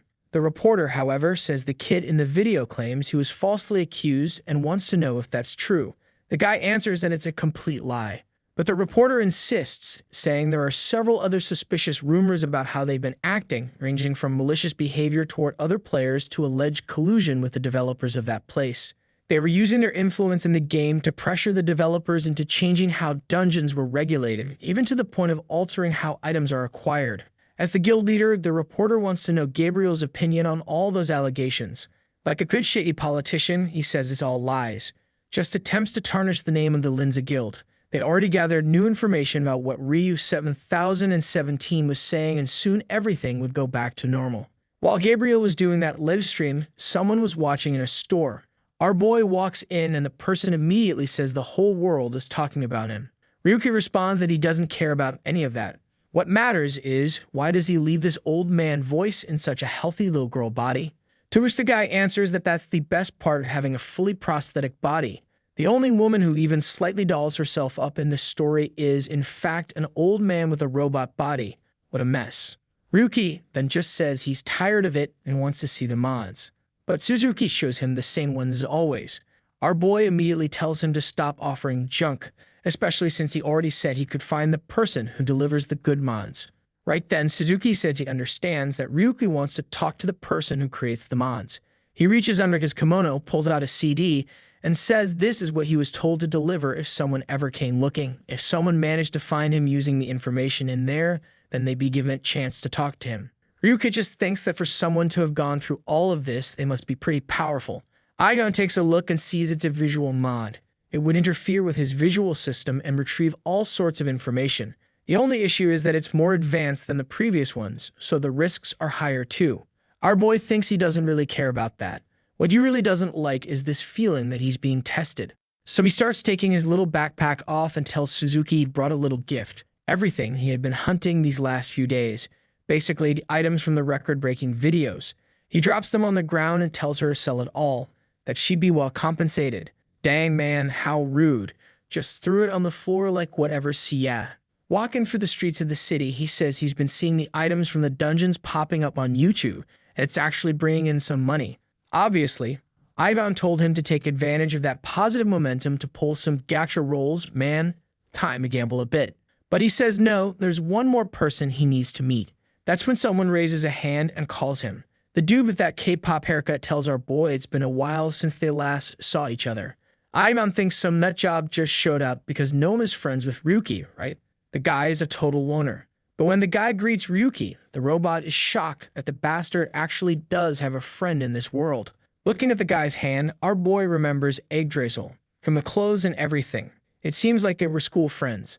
The guy asks if they can talk for a bit. And man, our boy is clenching his own hands so tight that his veins are popping green. He says sure, he doesn't mind talking. Damn, I thought they were friends, but clearly they're not. And the guy's already walking with him, saying it's nice to see him calm and all, while he makes a weird hand sign behind his back. There are already a bunch of guys prepping Glocks behind him, and he's saying he missed his friend. What the hell, man? There are people on the rooftops and everything. Take it easy, buddy. The jerk is throwing out that fake talk, saying he missed him, barely even recognized him. But Ryuki just says it feels like there are a lot of eyes watching the two of them. Dude, I thought a fight was gonna break out, but now we're in a cafe just chilling. The guy is apologizing for everything that happened 3 years ago. Ryuki keeps it real. He just asks if the guy really thinks his apologies make any difference. Oof, brutal. Now the guy's just sitting there with that dumb look on his face, and Ryuki wants to know if he was called there just to hear apologies. The guy says no, he's got a plan to get Ryuki back into bronze rank. Now I don't know. Does he even realize our boy is the real Ryuki? What's going on? I'm starting to get suspicious of everything. Our boy wants to know if that's even possible, and the guy starts explaining the plan. But then, flashback time, Ryuki was calling out Garcia's name, saying there was only 1 week left until his mom's surgery. Man was on the floor like trash, clutching the guy's cards, begging him to cover the costs of the surgery. Oh man, what a bastard, he kicked Ryuki and told him not to touch him with those filthy, disgusting hands. Yikes. And then people wonder why our boy turned out all dark and brooding. Yeesh. Next scene, he's just staring at his mom's body. And a voice even says maybe it was for the best. After all, he wouldn't have been able to cover the surgery costs anyway. For someone unknown like him, keeping up the payments would have been impossible. Obviously, Ryuki's expression didn't turn out too great after that. Back in the present, Ryuki tells the bastard to stop with the performance. With a snap of his fingers, he reveals that the guy was a developer from the game Space Alien, which yet is the one that went bankrupt. Considering he's in such a miserable state now, what kind of help could he even offer? Ryuki just gets up and says goodbye, but the guy tells him to wait, warning that if he doesn't talk to him, he'll send all the information he has about our boy to Linza. He should know very well what'll happen, since he used to work there. To be honest, what can they even do, right? Our boy doesn't seem to have any family at all. At most, they might go after him, but they're gonna do that anyway. Back in the past, when our boy handed the first tutorial over to Gabriel, at that time, Linful wasn't the top dog, it was his older brother, who praised our boy, saying that for a beginner, he was incredible. From then on, he'd keep a close eye on every guy he released. Garcia, showing the card, says he must have some idea of how terrifying that man was, so he better consider the offer. Ryuki's expression changes. He turns around, and at that moment, the guy looks confident, thinking they're finally about to negotiate. But Ryuki just snatches the paper from his hand and asks when the hell he's going to shut up. What the hell, man? Garcia's already pulling out a knife, saying that a filthy guy like him lost all sense of how to behave in this place. He lunges to attack our boy, but all he gets is a hand around his neck. Ryuki just says that the one who lost their sense of danger is him. Apparently, the fool was eager to meet death. Slams him against the wall. After all, you can't just kill someone out in the open, right, man? Then he walks off, saying it's best if he never sees his face again. Garcia quickly sends a message to the crew, warning them the target's escaping. The moment Ryuki steps out of the store, bam, 36 Glocks pointed at him. Everyone shouting for him to surrender and put his hands behind his head. But in a single second, the first guy has his Glock ripped right out of his hands, and our boy pulls a move so fast, even the artist couldn't catch it. The kid's moving so fast, he's slipping out of the frames. Come back here, kid. I can't even see you anymore. The damn witch calls out to him. She's up on the rooftop, see. Use level 3 flash step. The poor guys didn't stand a chance, and he's even impressed at how aggressive they're being. Igon then says our boy's stress levels are spiking. What's bothering him so much? He just replies it's nothing serious. At the very least, things were now clear. He knew the next steps. First, it was time to go back to the world of the ghost. The scene shifts to Gabriel, who says he's disappointed in Garcia. Seems like that's how he repays the trust he's given. The fool apologizes, but says he has some crucial information, like, for example, that Ryuki is 25 years old. Gabriel just tells him to shut up. Honestly, that info is garbage. I'm with Gabriel on this one, man. He warns him not to say a single thing that the entire Linza guild doesn't already know. Then he says the kid got something in a random box. That's how he accessed the game. He just needed one more chance to fully investigate and figure out what really happened. Gabriel says they already know about the ticket that was acquired in that area. It was auctioned off, and he already confirmed that. What he's certain of is that someone is sponsoring Ryuki, and that's the information he wants. Garcia, though, thinks it's impossible to know which lunatic would be backing a complete nobody like him. At that, Gabriel turns around and says he wasted his time talking to trash who would betray even an unknown friend for a bit of cash. Damn, he hired the guy for the job, and now he's humiliating him for taking the job. That's harsh. The psychological damage was way too much, and here he comes, pulling out that knife again. Hey man, you really need to drop that habit. Yeah, you stepped forward, it put a hand on your head, and you kissed the pavement. Too smart for your own good. Man, it was Gabriel who landed the hit. I thought it was like a security guard from behind, but the guy's just that fast. He says that apparently this bronze must be out of his mind for trying to attack a member of Jinza. Normally, he'd have to be killed, but out of mercy, he'll just let him become an unknown. Now the idiot's being dragged away, begging for forgiveness, saying he doesn't want to become an unknown. Yeah, but too late, man. He's going. That dude with no self-control totally earned that demotion. And now Gabriel's deep in thought. He remembers that Bastard actually was a decent analyst, but that was it. There was no way to compare that Ryuki with Linful, who was the obvious pick. But somehow, that kid always had something special about him. It was time to find out just what the secrets of that account really were.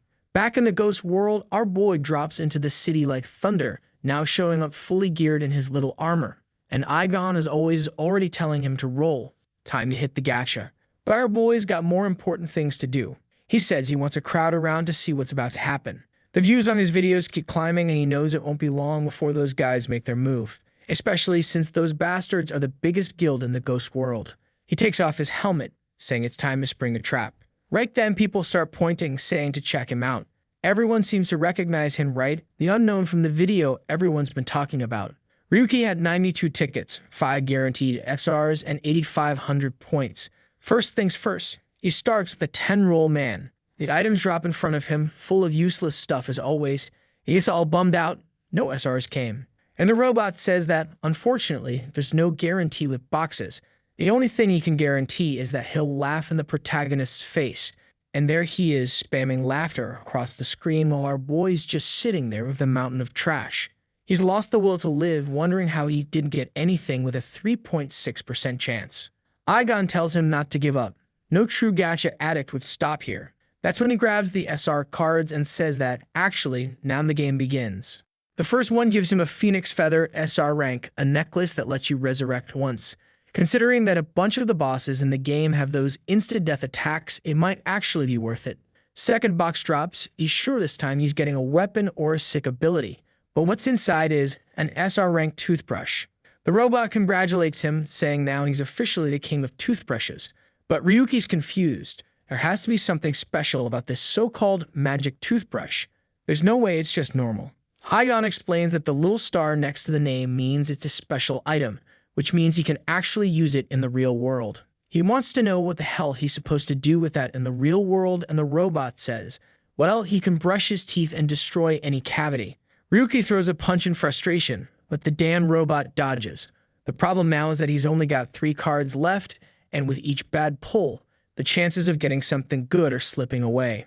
So he decides to open the last 3 all at once. Usually that's when something good pops out. He's biting his lip, begging for a decent weapon. But what he pulls are 3 copies of the Sword of Weapon. The robot is dying of laughter while everyone watches him lying defeated on the ground. He's wrecked, doesn't understand how he spent all those tickets and still ended up with nothing. The people nearby are kind of confused, not really sure what's going on. I'm not sure if they can even see what he's doing, like the items popping out. I don't think they can. And the guy next to him is already thinking about reporting him to Linza so they can come kill the kid.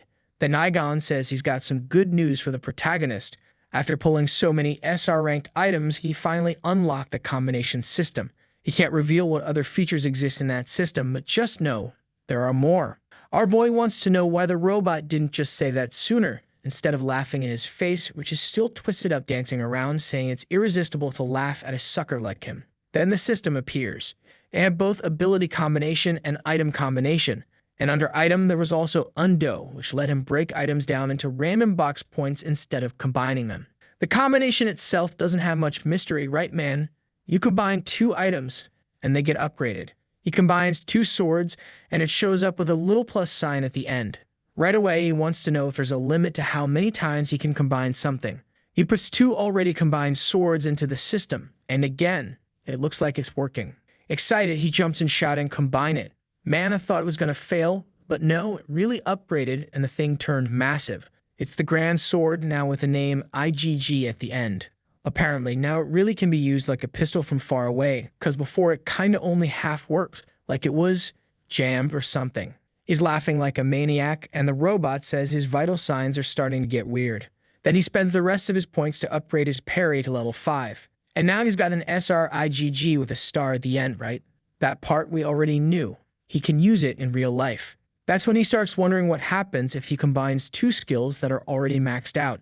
The system shows that he could gain the skill Sword Saint, Heavenly Sword, or Sword God, which immediately makes him blow up at Igon, asking why even the skill combinations are completely random. To which the robot replies that it wouldn't be any fun without a little bit of luck. He should just keep going to try and pull a Transcendental plus rank skill.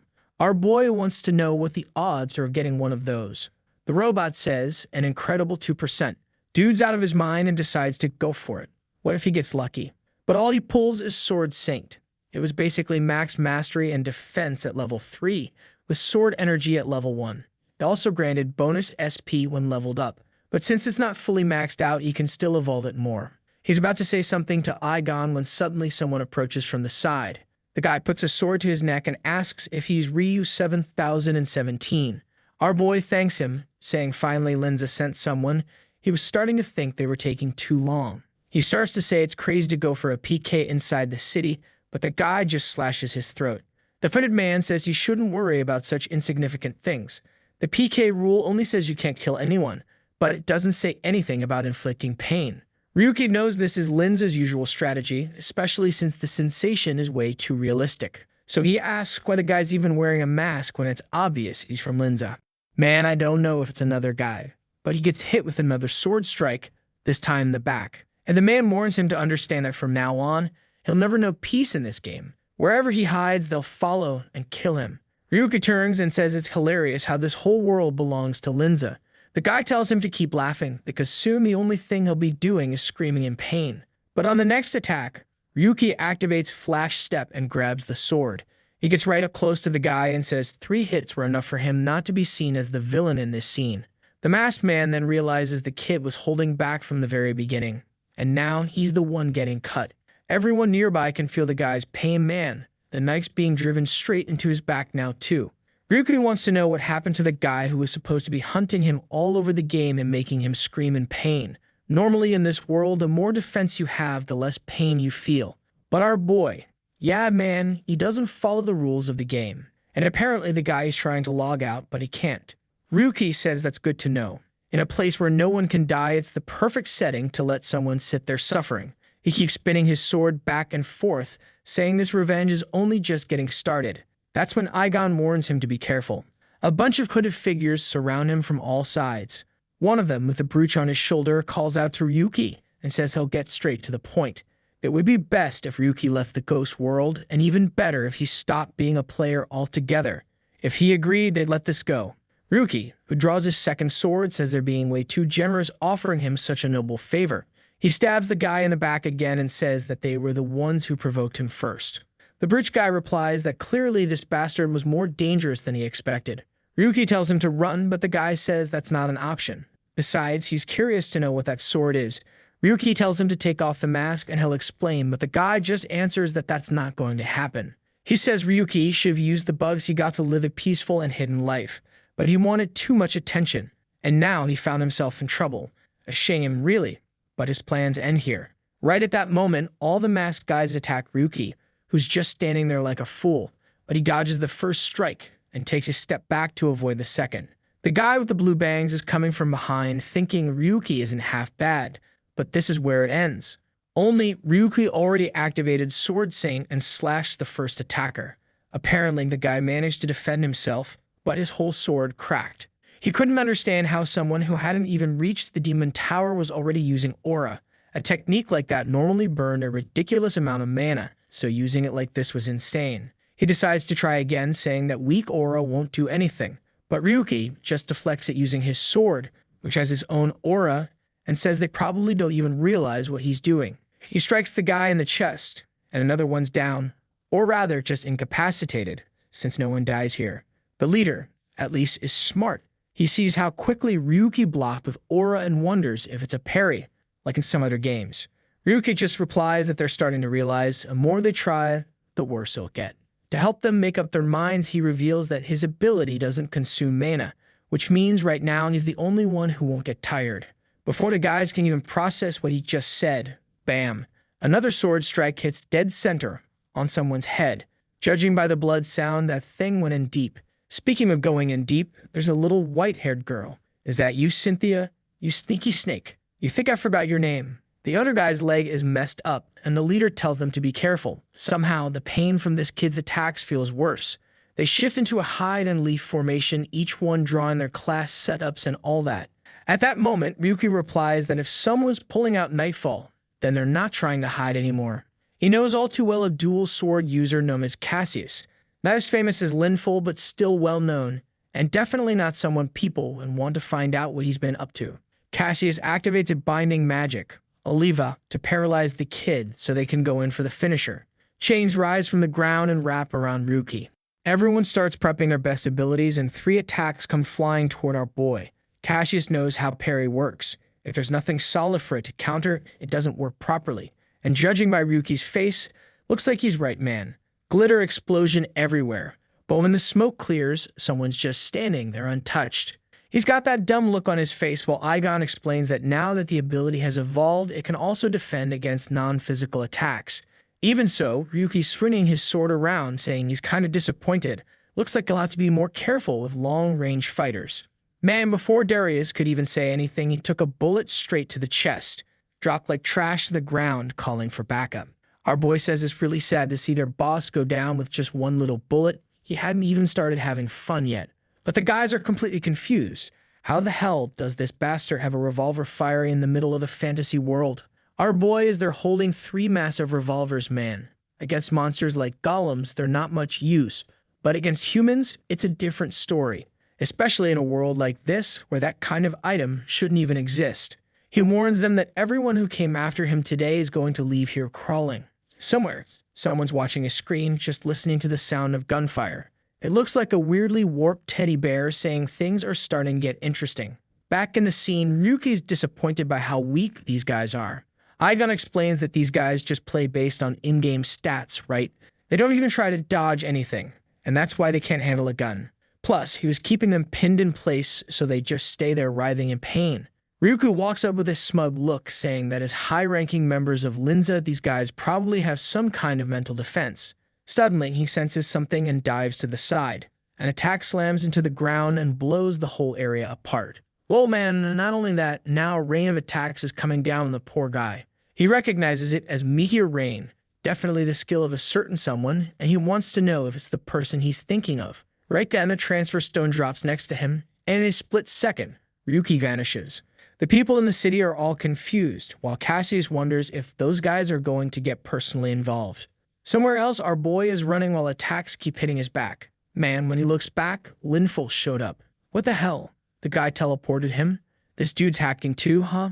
And the bastard says that now that no one's watching, things will get better. He wasn't going to ignore all the noise Ryuki's been making. He already throws his spear at his back and asks if he's ready for the pain he's about to feel.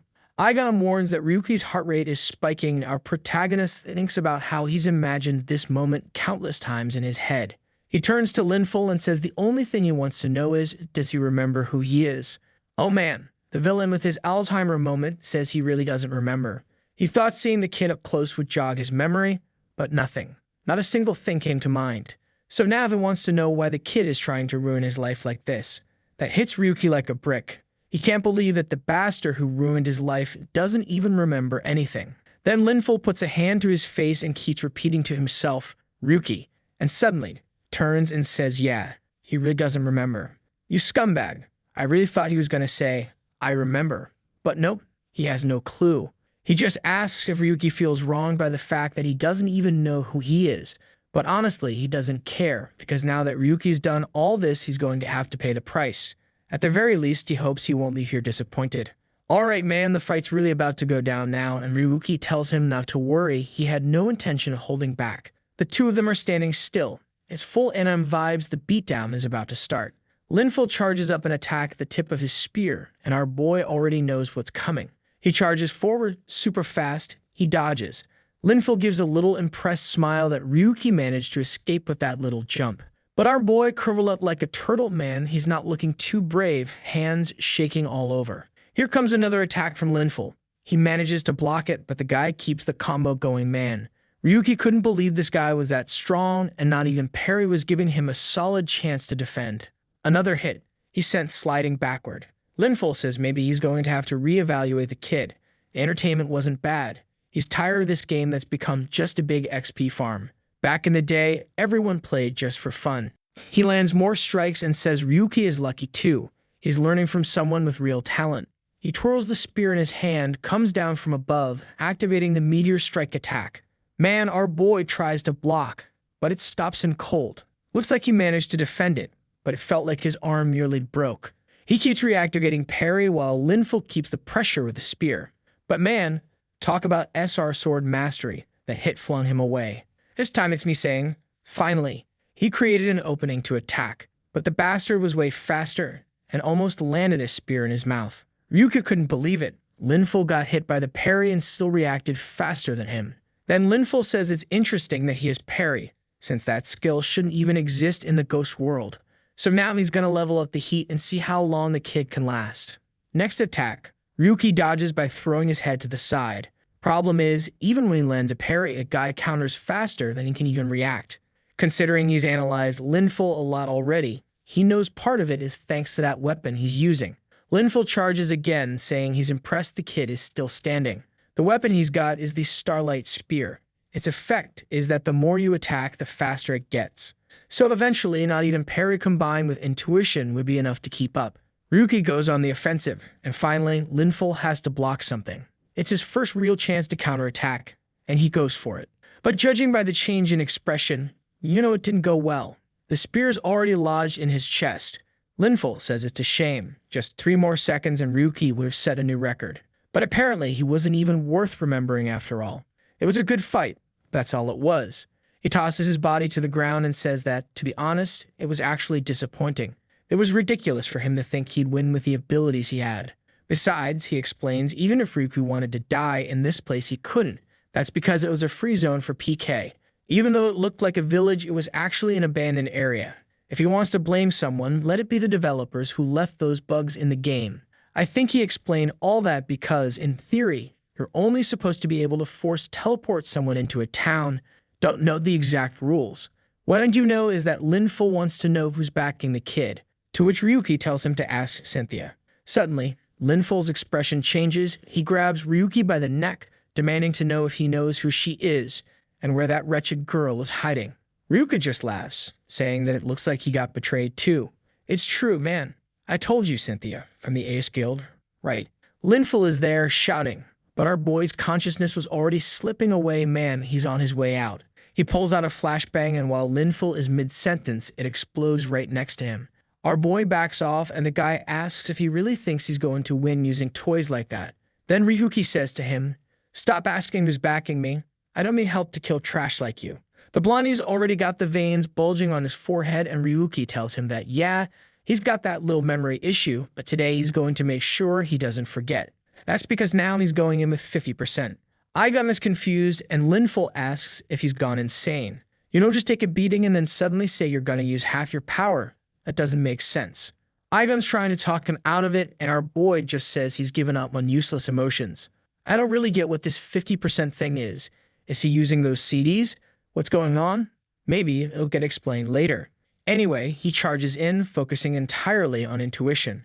He tries to go for a knee strike, thinks about activating Flash Step, but gets kicked straight in the head and slammed into a wall.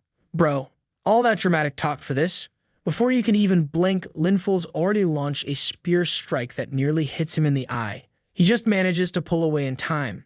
Linful says the kid's lucky they're in a no PK area, otherwise this would have ended fast. Ryuki, though, is just realizing that his arm can't take much more. Then the blonde says it'd be a real shame to fight in the city. It'd draw too much attention, and afterward, he gets scolded by the boss. Tired of all that chatter, Ryuki tells him to shut up, vanishes, and suddenly appears behind him. But man, Blondie's grinning again. Without even looking back, he just slashes and cancels out our boy's movement. Then he activates Meteor Rain on his spear again. This time it lands clean. Yeah, our boy's taking a beating. Honestly, I'm with you. I think it was way too early for him to fight this guy. The dude only cleared 4 dungeons so far. The blonde even mocks him, asking if it's time to up the power on that supposed 50%, since he's getting wrecked. Our boy tries to get up while the guy's laying into him, telling him to try a bit harder. It's been too easy. The bastard's even tapping the spear on the ground, saying this revenge story of his is way too weak. He grabs Ryuki by the collar and tosses him into the air, saying it's a shame he wants to keep playing, but now it's time to end this. He launches an attack into the sky that slices our boy clean in half. But just before he hits the ground, Ryuki manages to activate Flash and causes a full-on explosion. Then Linful turns to a window that just popped up in front of him. It's Gabriel, telling him to stop the fight immediately and return now. But Ryuki gets back up and says, "Wait, Linful can't believe the bastard is still standing after taking that hit straight on. That's not the kind of thing someone can survive with sheer willpower alone. Hygon explains that when he's using 50%, he feels less pain, but it also slows down his movements. What he doesn't get is why use a strategy like that. Is he some kind of masochist who wants to suffer longer? But Ryuki just replies that he can't give up there, he needs to take advantage of this opportunity. As Linful walks toward him, Ryuki asks if he's afraid of Gabriel. The guy's expression changes and Ryuki says, "Looks like I hit the nerve, huh?" Just the fact that Gabriel showed up proves no one's backing Linful right now. He's sure that at this moment, Gabriel must be furious. And in the middle of that conversation, our boy was already drawing a rusty dagger. And when Linful goes to say something, gets stabbed in the neck. The bastard lets out a scream and Ryuki tells him, "Calm down, it was just a little cut, nothing serious." But for a guy like him, who plays loaded with items to reduce any sensation of pain, it definitely must feel different. That's because, well, Ryuki's attacks ignore any kind of pain-dampening items, and the pain still hits the same. Linful's cursing and swearing, but Ryuki just says, "Now this is what I wanted. Let's see you raise all that hell again. Stop whining and come at me already." Here comes Blondie again, but this time, Ryuki seems to be able to redirect his spear. Now the guy's confused, looked like the kid was reading his movements. And the truth is, it's something like that. Back when Ryuki was still an analyst, he reviewed everything Linful ever did over and over again. He already knows every pattern, every habit, every combat style the guy has. And considering Linful's probably never experienced this kind of pain before, his focus must be completely shot, which gives Ryuki the upper hand. While dodging, Linful mutters to himself that he needs to end this fast. He charges up a combo attack on his spear, saying it's all or nothing now. He activates one skill to boost attack speed, one to power up skills, another to double the next attack's damage, and a final one to increase crit chance. This is a combo he only ever uses on the bosses of the tower, but now he has no choice. He's got to burn it on the kid. Ryuki immediately recognizes it. It's Celestial Meteor Rain. He knows he can use the terrain to his advantage to get away from this guy. He just has to make sure not to step out of the PK zone. He starts running, but Linful gets closer, saying he's still too slow. Until suddenly, bam, a wooden doll smacks Linful right in the face. Our boy starts creating as much distance as possible, setting off a rain of random junk items from those trashy roulette boxes he's always opening. Problem is, Linful walks through everything like it's nothing and goes in for another spear strike from behind. The attack slices half the mountain, and Linful grumbles, saying this kid is seriously annoying. Ryuki is down, but he managed to dodge a direct hit. And now, while holding the spear, he says, "Finally, I got you right where I wanted." Linful tells him to take his filthy hands off that weapon and not stain it with his rotten blood. But Ryuki starts pulling the spear, saying he's excited to show him something really fun. "Oh man, is this it? That SSR you mentioned way back. The one he said he was saving for Linful. He apparently tested it earlier on Surreal's wings, something that wasn't even a skill or an item." Linful's confused, wants to know what the hell is happening to his spear. And oh man, the spear starts disintegrating. Ryuki had unlocked the SSR system, man, and just deleted his spear. Yet we're crossing over with that Charles C. storyline from the other day. Full system level stuff now. The spear crumbles into dust, and Linful is standing there, not understanding what just happened. Looking at his hand, the dude's on the verge of tears. That was a unique item, and now it's not even in his inventory anymore. This game doesn't even have a destruction mechanic, so how is this possible? He's convinced the bastard is using some kind of cheap trick. But right then, bang, Ryuki shoots him in the shoulder. Our boy says, "I was aiming for your heart, but you reacted pretty fast." Linful's still confused, wants to know where the hell this guy got a pistol. Ryuki just tells him to stop crying and explains, "The very data that registered your spear in this world, it's gone. There's no bringing it back." That's the power of his skill, SSR Delete, a system-level ability that overrides even the game's own authority and erases the data of items inside the labyrinth. The only activation condition, you'd have to hold the target object for 5 seconds, and it can only be used 4 times a week. Linful pulls another spear from his inventory, saying he doesn't know what tricks this bastard's using, but he'll finish him off with any weapon. But at that moment, Ryuki is already backing away, taunting, "Come on then, try and catch me." The idiot comes charging in, shouting that he's not letting him get away. But then, stepping where he shouldn't, Linful steps on a bomb. Man, our boy is the king of FPS, seriously. As soon as the guy got hit by the bomb, Ryuki followed up with more shots to the chest. Then Ryuki says, "You better stand real still, Linful. This whole area is covered in mines." The guy's expression shifts. Once again, this bastard had some item that Linful had no idea how it was even created. And with the very next step, click. Ryuki just says it's stupid to think he hadn't planned for this. Linful's desperate, but our boy tells him to think real hard. Any movement now is extremely risky. And on top of that, he lets him know that this entire setup has been in place since the moment Linful made his first move. That's because Ryuki already knew all of Linful's patterns, and he knew that once he started making noise, he'd be dragged exactly to this spot. All Linful can do now is be grateful for having fallen right into the trap. Linful gets tired of hearing all that and charges toward him. But of course, boom, the mine under his foot goes off. When the smoke starts clearing, he spots something in the distance, but it's clearly a decoy doll. He rushes in, slamming an attack through its head, yelling that he finally won. But only he hadn't noticed what was obvious to everyone. And now Ryuki is standing right beside him, counting down from 5 to 1. At 0, boom, another spear disintegrates. He's got a gun pointed right at Linful's face, and the guy realizes, looks like the kid wasn't lying. Maybe the Starlight Spear really was deleted. Ryuki activates ignition and slams Linful into a boulder. The guy's down, groaning that sooner or later, Ryuki is going to pay for this. But the moment he tries to log out, the request is cancelled. He wonders why, and bam, sword to the back. Of course, it's Aigon, stopping him from logging out. Ryuki says he's being way too serious to let him run away at a moment like this. He slams Linful's face into the ground and calls out, "Linful Darius, do you remember the guy who used to get an analyst in your guild, named Ryuki?" Linful asks why he remembers something like that. "I'll never remember who you are." Ryuki asks if he really won't remember, even if it means never being able to play again. He reminds him, each person is only allowed one account in the game. And what would happen if he used his ability and deleted that account? Maybe then, you'd never forget my face. Linful shouts at him to take his hands off, but Ryuki starts counting. 5, 4, 3. And then we see, when Gabriel first holds someone to look into this Ryu 7017. 2, 1. Linful's still pretending not to care, scratching his ear, saying he doesn't give a damn about that person. 0. The guy screams, and just like that, he's deleted. Now, I don't know if he's really gone, if he's ever coming back, or what just happened exactly. But Aigon's praising him, saying he did it. But man, Ryuki, the demon of vengeance, just says he hasn't done anything yet. This was only the beginning. There were still plenty of people who had to pay for what they did. And oh man, behind the rock, there she is. White-haired girl, drawing a blade, probably our dear Cynthia. She throws a dagger wrapped in dark energy straight at him. But what's this? Full-on Giga Chad mode, he catches it midair. He was about to ask who that person was when suddenly, Aigon warns him to be careful. In a flash, he finds himself trapped in some kind of strange black cube. It looked like a spatial transfer, but at the same time, something about it was different.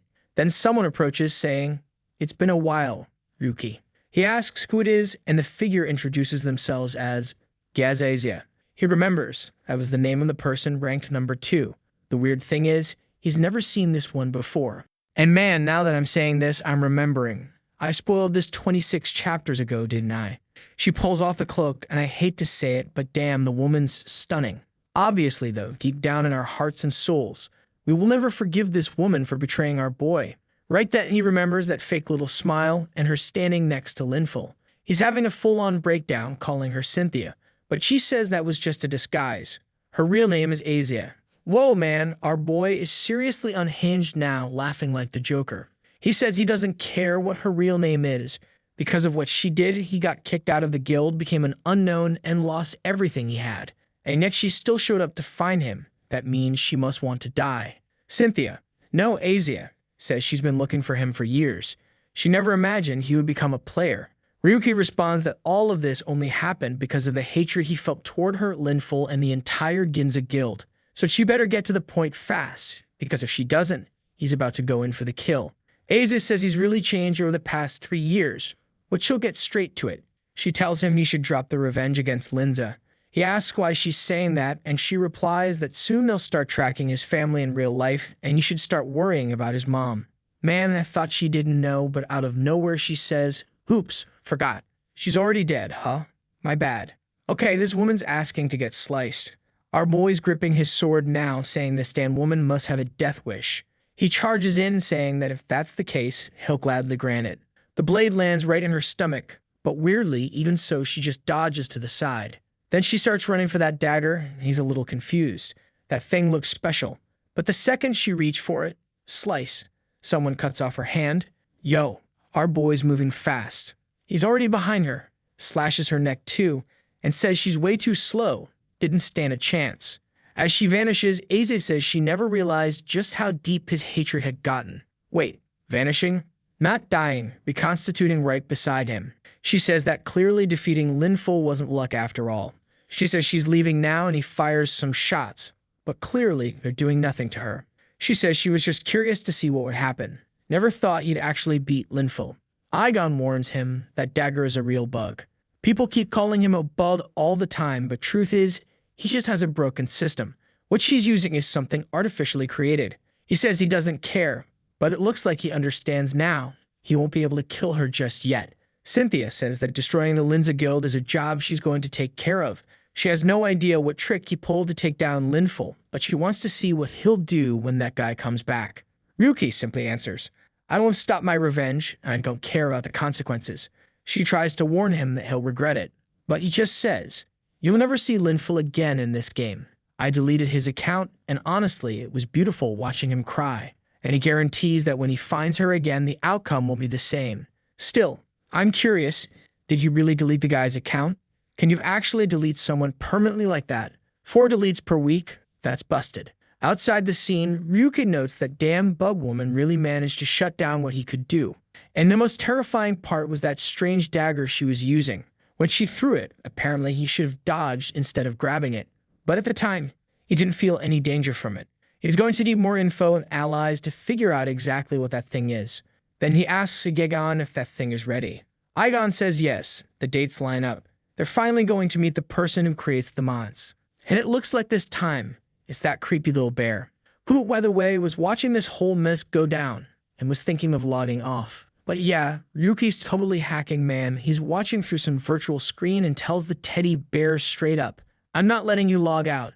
The bear apologizes, saying he was just watching the fight out of curiosity. But our boy just replies, we're meeting tomorrow, 8 p.m. at Suzuki's shop. Ah, so that's what was going on. He was watching everything through the screen in Aigon. Now it all makes sense. The bear agrees, says he'll meet him there, but he wants to ask about a strange signal drop that happened earlier. Ryuki realizes that even this guy didn't really understand what Cynthia did. Since he doesn't feel like revealing anything, he just replies, you've asked too many questions for someone in your position. Next scene, we're already arriving at Suzuki's shop. Our boy walks in complaining, this is ridiculous. Take around time and the guy doesn't show. Suzuki asks what he's talking about. Hadn't he noticed? The mod creator's already here. Ryuki grabs him by the collar, telling him to stop joking around. But suddenly, someone says, I'm here. When Ryuki turns his head, the teddy bear comes down the stairs and says he's the one who creates the mods. Man, I thought he'd be bigger, but our boy just picks him up in one hand. He's tiny. The poor bear's squeaking that he's being crushed while Ryuki yells at him to cut the nonsense. Out of nowhere, Suzuki throws himself onto the table, and our boy's like, what the hell is going on now? Then the bear says it's probably easier to show than explain. In that moment, he was moving his consciousness. The person talking to Ryuki is the mod creator named 5555, and at the same time, the person across the counter speaking to him is also him and also Suzuki. Looks like the little robot now has Suzuki's voice, right? The author of this story didn't really think through the whole voice switch thing for identifying characters in the manhwa, huh? Ryuki doesn't believe it, but Aigon confirms it really is the same person. Seems like it's a consciousness that manages multiple bodies, each with a different personality. Then Ryuki realizes the nutjob must be using some sort of mod to alter his own personality. The teddy bear puts his hands on his hips and says, finally, you figured it out. Then he congratulates him for killing Linful, says the ending was incredible. He wants to know how he made the guy disappear. What are the limits of the ability? How many times can you use it? Is there a cost? How does it work? Looks like the voice changed again, so our boy knows this is now 5555, the mod creator's core personality, not Suzuki's. Ryuki says he's not answering anything until he tells him who he really is. 55 says he'll get to that, but first warns, you need to be careful. Don't let anyone find out you have the delete ability. Ryuka just shrugs and says, too late. Aigon had already recorded, edited, and uploaded the whole thing. From now on, this fight with Linful would go all the way. 55 is freaking out. You're insane. You broadcasted that. The whole Linza guild was going to start hunting him in every corner of the world. Ryuki replies, that's exactly what I want. The bear gives up, man. He's already realized that this kid wants to be hunted. Then he asks if Ryuka even knows who's really chasing him. Our boy's a bit confused, but then the bear logs out and Suzuki gets up. He snaps his fingers and says, okay, let's take a look at this first. Holographic aerial view pops up -100 meters around the mall. Behind a wall, we see those gangsters from way back at the start. Ryuki's actually a little sad that those losers still haven't given up. But the most important detail is the other guys right in front of them. It's the Iron Blood Group, a criminal syndicate that rules the underworld. Fortunately, they had no connections to Linza. The boss of that group retired after an accident. Rumors say that Linza caused that accident.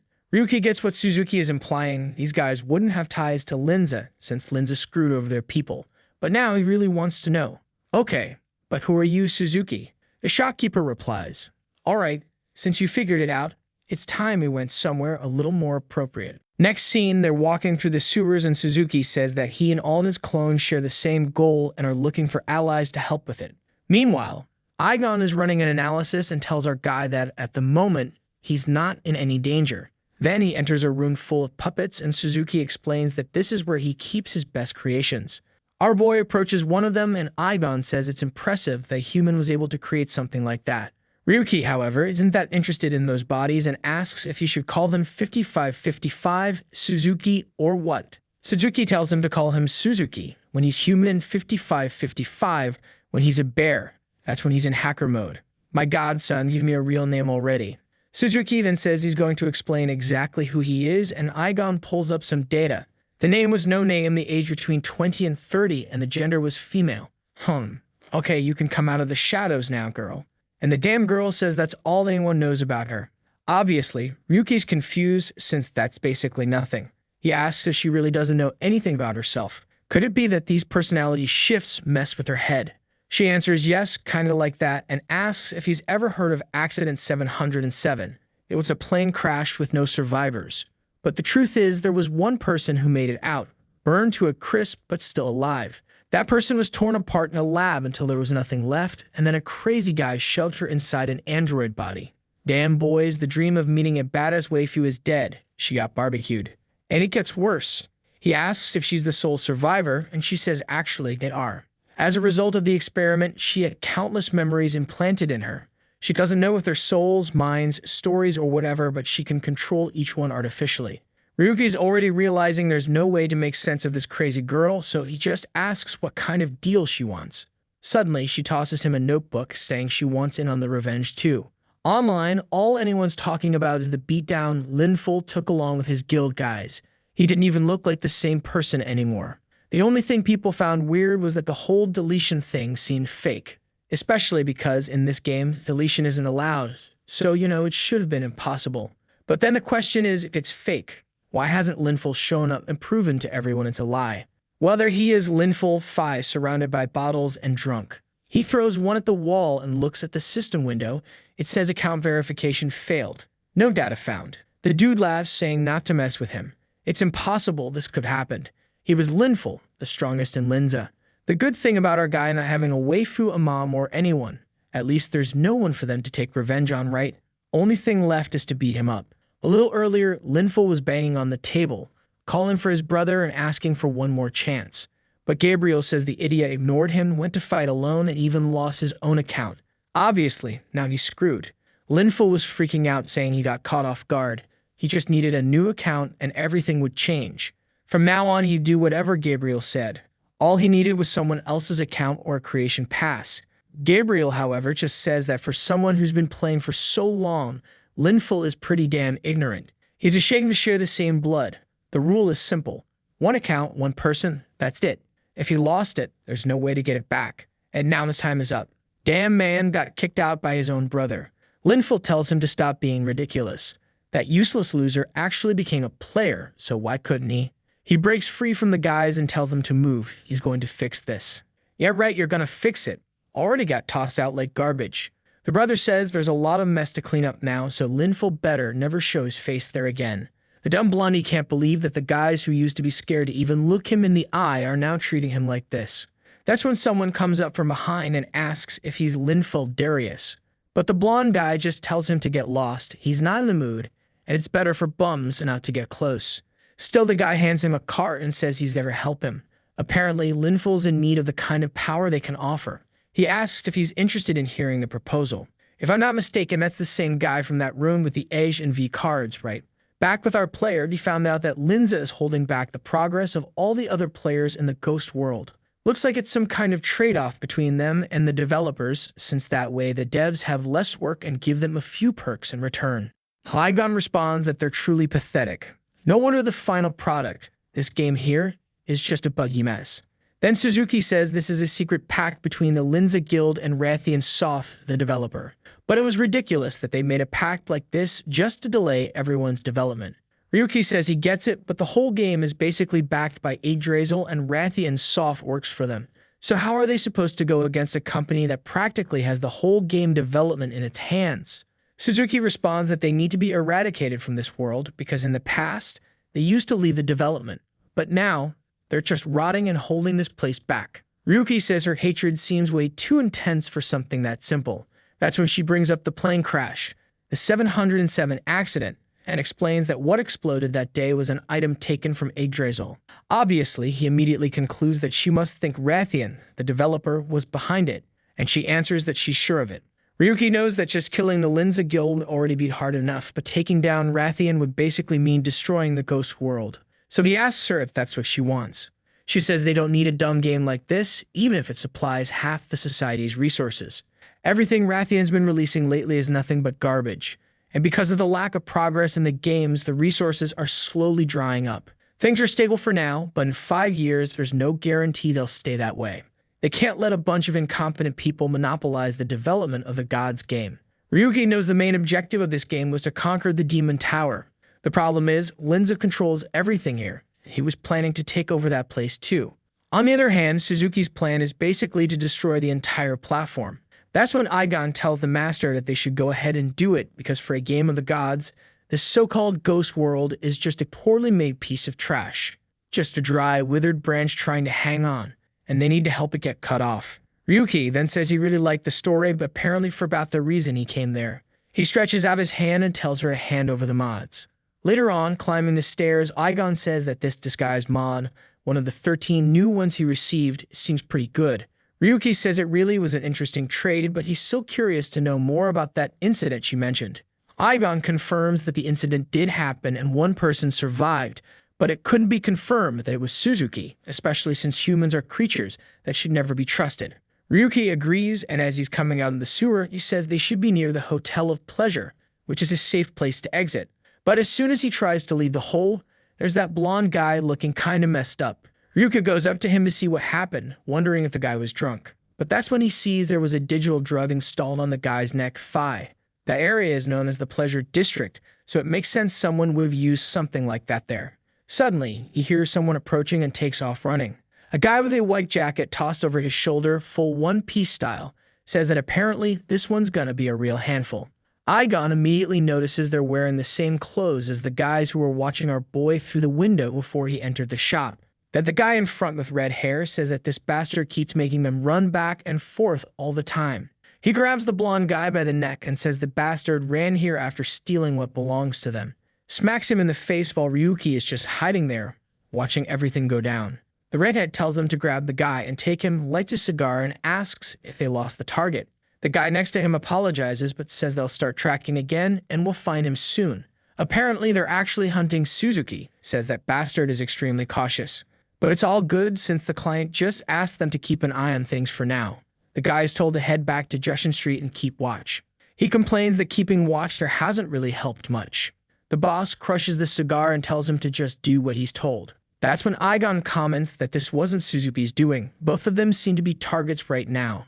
Our boy just asks to be taken through a path with the fewest people. A while later, he reaches a door, opens it, and finally he's alone and can get some rest. After weeks in that cursed game world, this was the first time he could really relax. He spread his arms and smiled, but then a sword came flying, nearly hitting him on the bed. Man, he reacted quickly though, already activated the sword saint and sliced off the attacker's arm. But the bastard, even while bleeding, jumped right out the window. But now Ryuki's also losing it, turning into a psycho. He's all happy the guy used an item from Yggdrasil. He jumps after him and tells Eyebound to show him which path they're going to follow. Thanks to the trail of blood, at least it's easy to track. Ryuki explains the guy was using invisibility and a presence-concealing item. Basically, game items converted into real life. Our boy just keeps going and soon sees the guy turning the corner. When he gets there, the person's back is facing him, and he tells them to reveal their identity. Who sent you? Black Snake or Steel Blood? But the guy just raises his sword, fills it with money, and goes for a slash at Ryuki. He manages to dodge, but the guy's slash was so precise it left a gash in the ground. That's when our boy says the weapon seems excellent, but the swordsmanship wasn't that great. The attacker moves, and in a second, Ryuki's already behind him, grabbing his hand. He pinches the guy's hand hard, making him drop the sword. Our boy comments that now he could finally get a good look at his face. Then he laughs and says it's amazing. The former ace of the guild is now an assassin.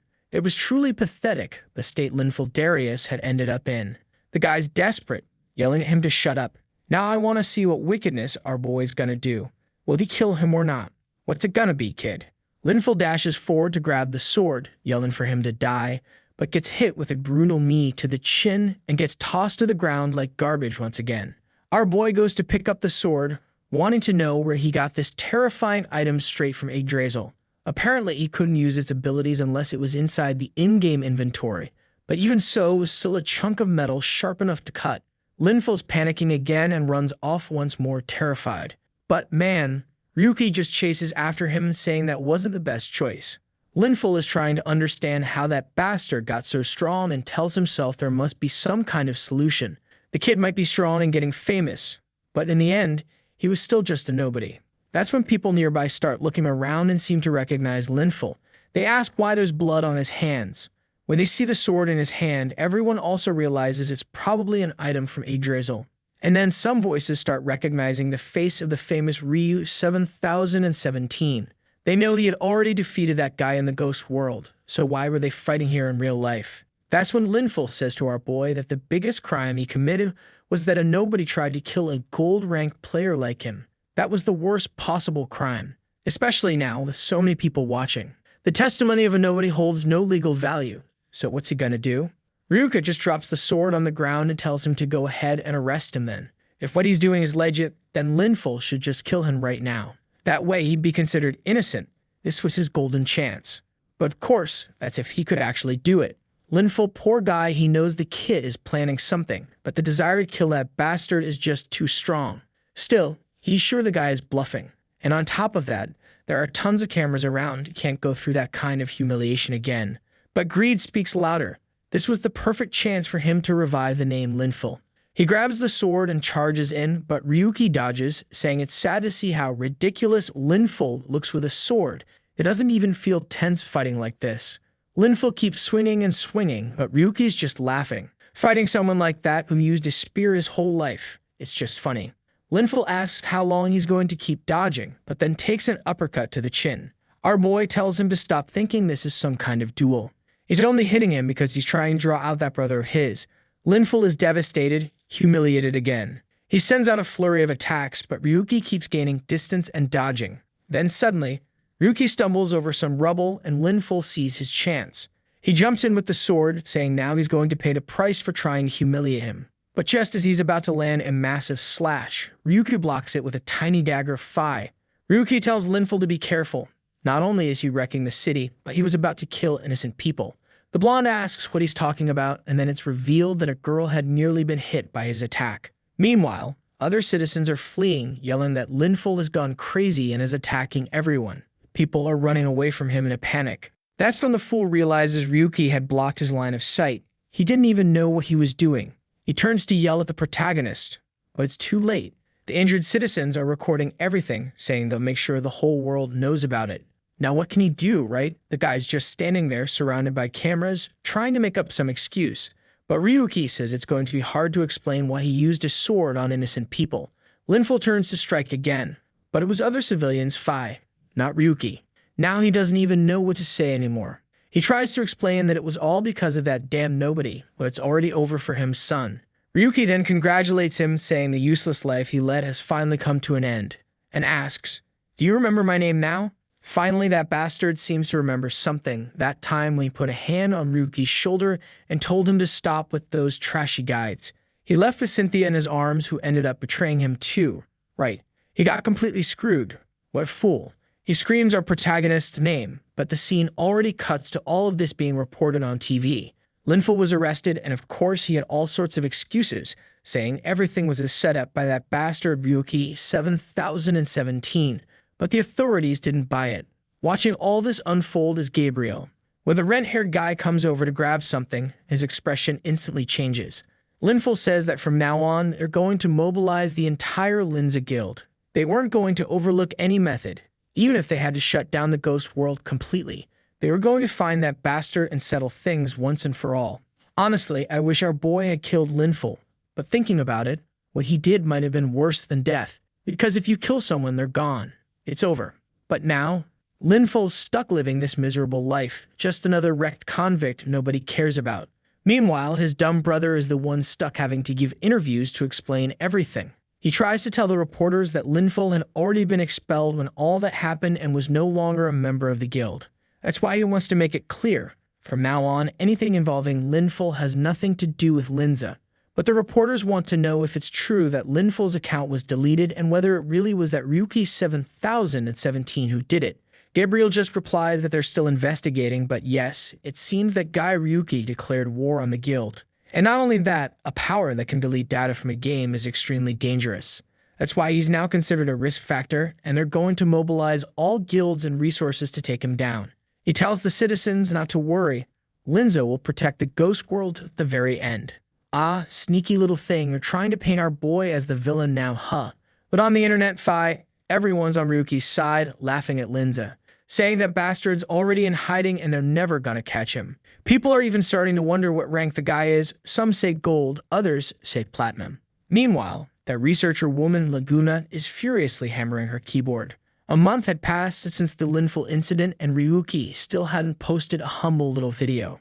A red-haired girl about 1.30 meters tall and with 80% of her weight in her thighs asks what Laguna's doing there all alone. Turns out this girl's name is Bisque, and Laguna wants to know where the leader is. Apparently, she's from Linza too, and says that Gabriel went to meet with that pig. Laguna comments that they seem to be working hard, and Bisque says yeah, they are. Everything in this game is a complete mess because of that damn Ryuki, or whatever his name is. She can't understand why they just won't accept that Linful lost. Maybe because the guy has a bub, no one knows how to counter. But Laguna stands up and says she doesn't get it. What Ryuki is doing goes against common sense.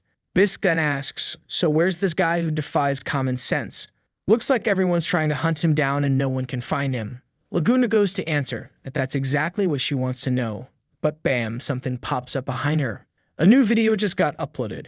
Meanwhile, in the Rathian Company Operations Center, someone asks if they still haven't found that damn Ryuki.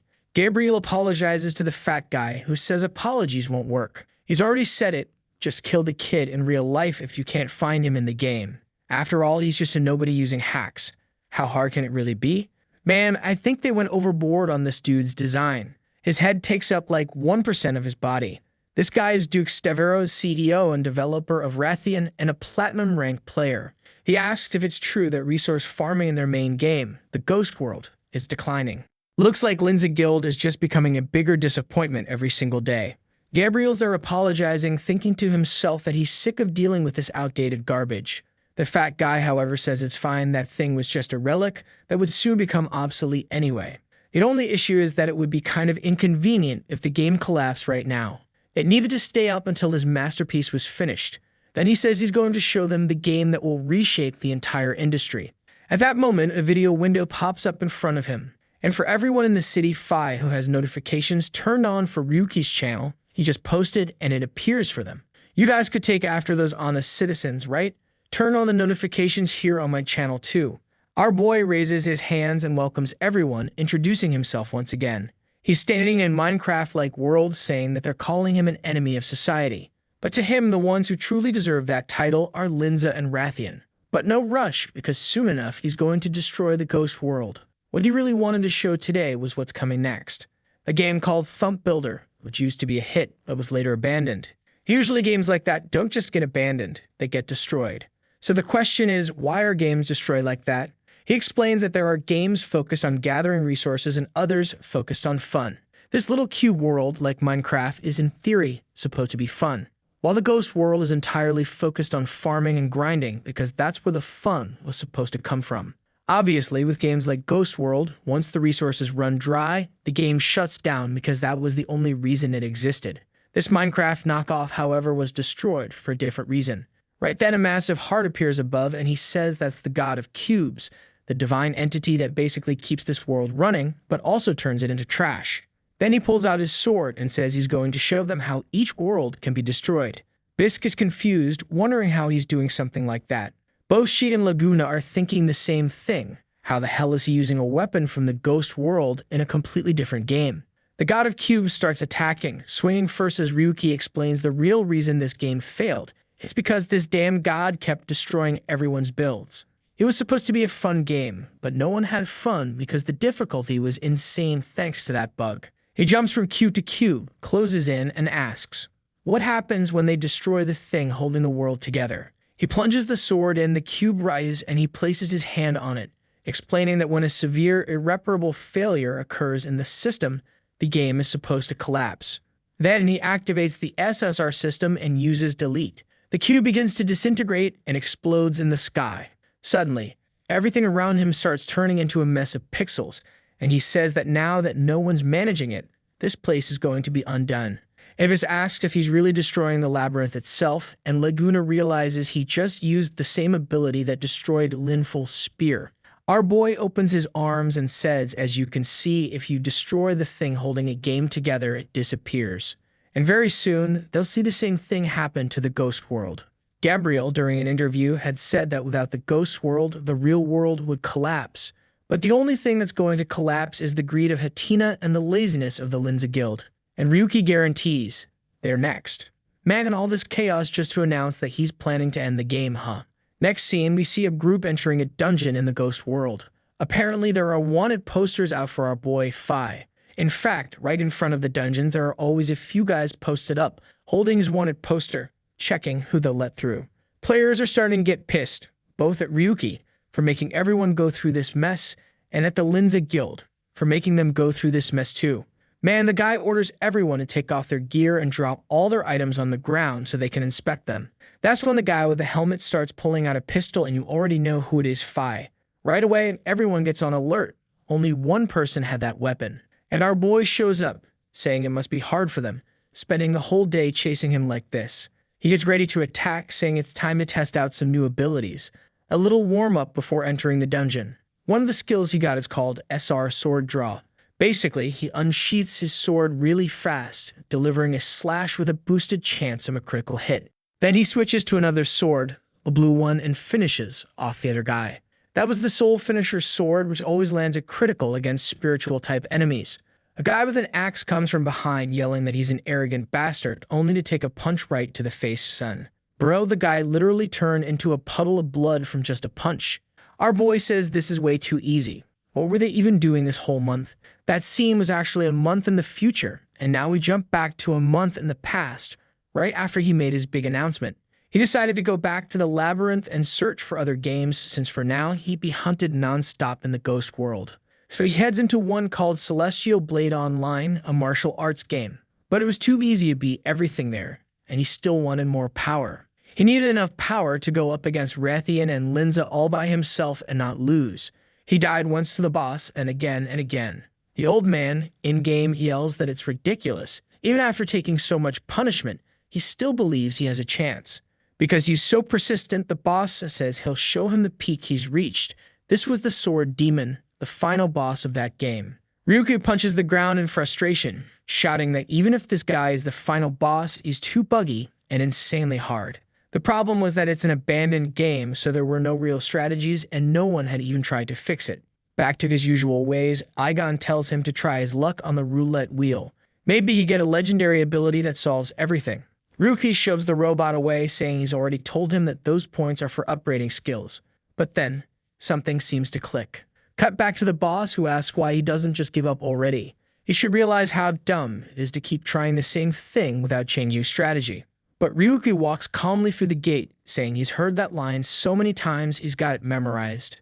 No more chit-chat. The old man better just come at him already. The sword demon calls him an insolent piece of trash and lunges toward him, saying no one insults him in lives. He launches some purple slashes and Ryuki starts dodging. Once again, he's dealing with a completely unbalanced combo attack. Then the boss gets behind him and says Ryuki talks big for someone with zero chance. Ryuki manages to block the attack, and the boss even compliments him for at least surviving. But at that moment, Ryuki had dropped a grenade right behind the guy. Looks like he came out unharmed, but while following Ryuki Man, the boy starts dropping a bunch of grenades. The sword demon keeps chasing him, yelling that a sicko like him won't win with some dumb strategy like that. One of the things he slashes happens to be a gas grenade. Ryuki instantly puts on a mask. But it wasn't gas, it was a stink bomb, and the boss has to cover his nose. Our boy also puts on earplugs and anti-flash goggles, while throwing flashbangs and sonic grenades like crazy. Everything explodes, and the boss in that moment couldn't smell, couldn't see, couldn't hear. That's when a bullet hits him right in the forehead. The boss drops to the ground. Even Vagon says this was the dirtiest strategy he's ever seen a human use in a game. Our boy just replies, I use human technology, grenades, bombs, flashbangs, and guns. There was no way that martial arts boss would know how to deal with all that. Just like the Black Knight, this guy was a bug, which is why Ryuki earned 15,000 points. Back in the present, he's still impressed. That sword key thing is insanely powerful.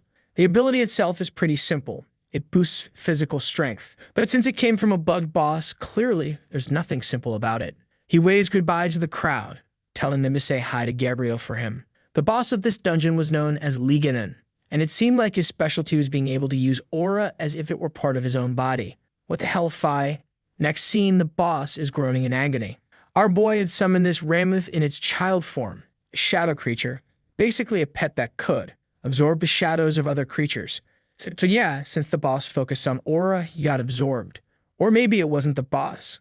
Maybe it was just the first creature in the dungeon. Or am I going crazy? Nope, that was it, and he's already exiting the dungeon. And obviously, the second he steps outside, everyone's waiting for him. Our boy says he thought Gabriel had retired. Apparently, the legend Gabriel Darius was planning a comeback. Ivan comments that they already figured people would be waiting, but it looked like half the server was there. Our boy asks if Linza doesn't have anything better to do than to show up with that many people. But suddenly, Gabriel pulls out a book and says he's actually there to make him an offer. Our boy calls it ridiculous to talk about offers when you show up with a mob like this. It's clearly a threat. But then Gabriel offers him a return to the Linza Guild. He wouldn't be seen as a nobody anymore, and he even received the gold rank, something almost impossible to get. On top of that, you'd be inherited to the guild master position. Damn, the guy really offered everything. Our boy replies that apparently they're trying every trick to keep him trapped, offering him the very thing he wants to destroy in order to stop him from destroying it. Right away, he fires a shot and says, "My answer is go screw yourself." But in a second, Gabriel's already behind him, saying he understands. He attacks and Ryuki blocks it. Gabriel says he was going to celebrate, but it looks like Ryuki doesn't want to accept a great offer. So to celebrate that decision, he's going to share something about the St. General Hospital, the place where Ryuki's mother died. Her death wasn't from natural causes. Ryuki shoves him away and says he's not fallen for something that stupid. Gabriel responds that Ryuki can check it himself if he wants, but his purpose here is already done. He's actually more interested in the skills and items that shouldn't even exist in this game. Then he says goodbye and tells Ryuki he'll be waiting at the top of the tower. The bastard starts flying, saying that of course, Ryuki will first need to deal with all the other players. Man, he really flies off, and there's a whole crowd out there. 5. Looks like a day in football stadium. Gabriel announces that whoever kills Ryuki will get the same offer he just gave him. Obviously, the crowd gets hyped about it. Gabriel knows the kid is extraordinary, but there's no way one person can beat 1,000. But before he can even finish that thought, bodies are already flying in front of him. He looks back, and a laser is coming straight at him from Ryuki, who tells him to stay right there. Bro, this asterisk sword just keeps getting bigger. It's a damn cannon now. The poor guys who got hit are in shock, saying it can't be possible that hundreds died in the first strike. The blonde girl insists they still have enough numbers to bring him down. Another volley of arrows and spells is launched at our boy. But from the look on his face, you already know nothing's gonna happen. The explosion hits, and in the smoke, that's where he should be. But he's gone. The players are confused. It looked like he used a return stone, but those things take 10 seconds to activate. Gabriel lands back on the ground, confused that Ryuki still had another trick up his sleeve. It was fine that he got away this time, but next time something like that wasn't going to happen again. Our boy reappears in another part of the forest. He had used a teleportation skill. He had 5 saved points, and the cooldown time was 1 hour. Man, our boy pulls up the skill list, and the thing is getting massive. The latest additions were Ancient Level 1 and SSR Limit Break. But he's pissed, saying that's way too little. This past month, he'd been working non-stop, saved up 1,000 tickets, and that's all he got. Igon says he should at least be happy he got something, but now he's curious. What's the next step? Ryuki says, obviously, it's time to start the core of the game, the tower. Man, I love tower games. Who doesn't, right? Climbing floors, good stuff. But before he can head to the tower, our boy has to clear multiple dungeons, and he's breaking records in every single one. People are getting nervous, asking what the hell Linza is doing because they're losing everything to this kid. Some comment that, as always, he's probably abusing some weird bug. That's when a red-haired guy yells that Ryuki was spotted in a nearby dungeon. But the crowd's not really in the mood to chase him. They say he was just spotted in another dungeon right before that one. By the time they get there, he'll already be done and off to the next. The NPC behind the bar asks if the guy isn't gonna go hunt him down. The guy in armor thinks it's strange. Why is an NPC interested in that kind of info?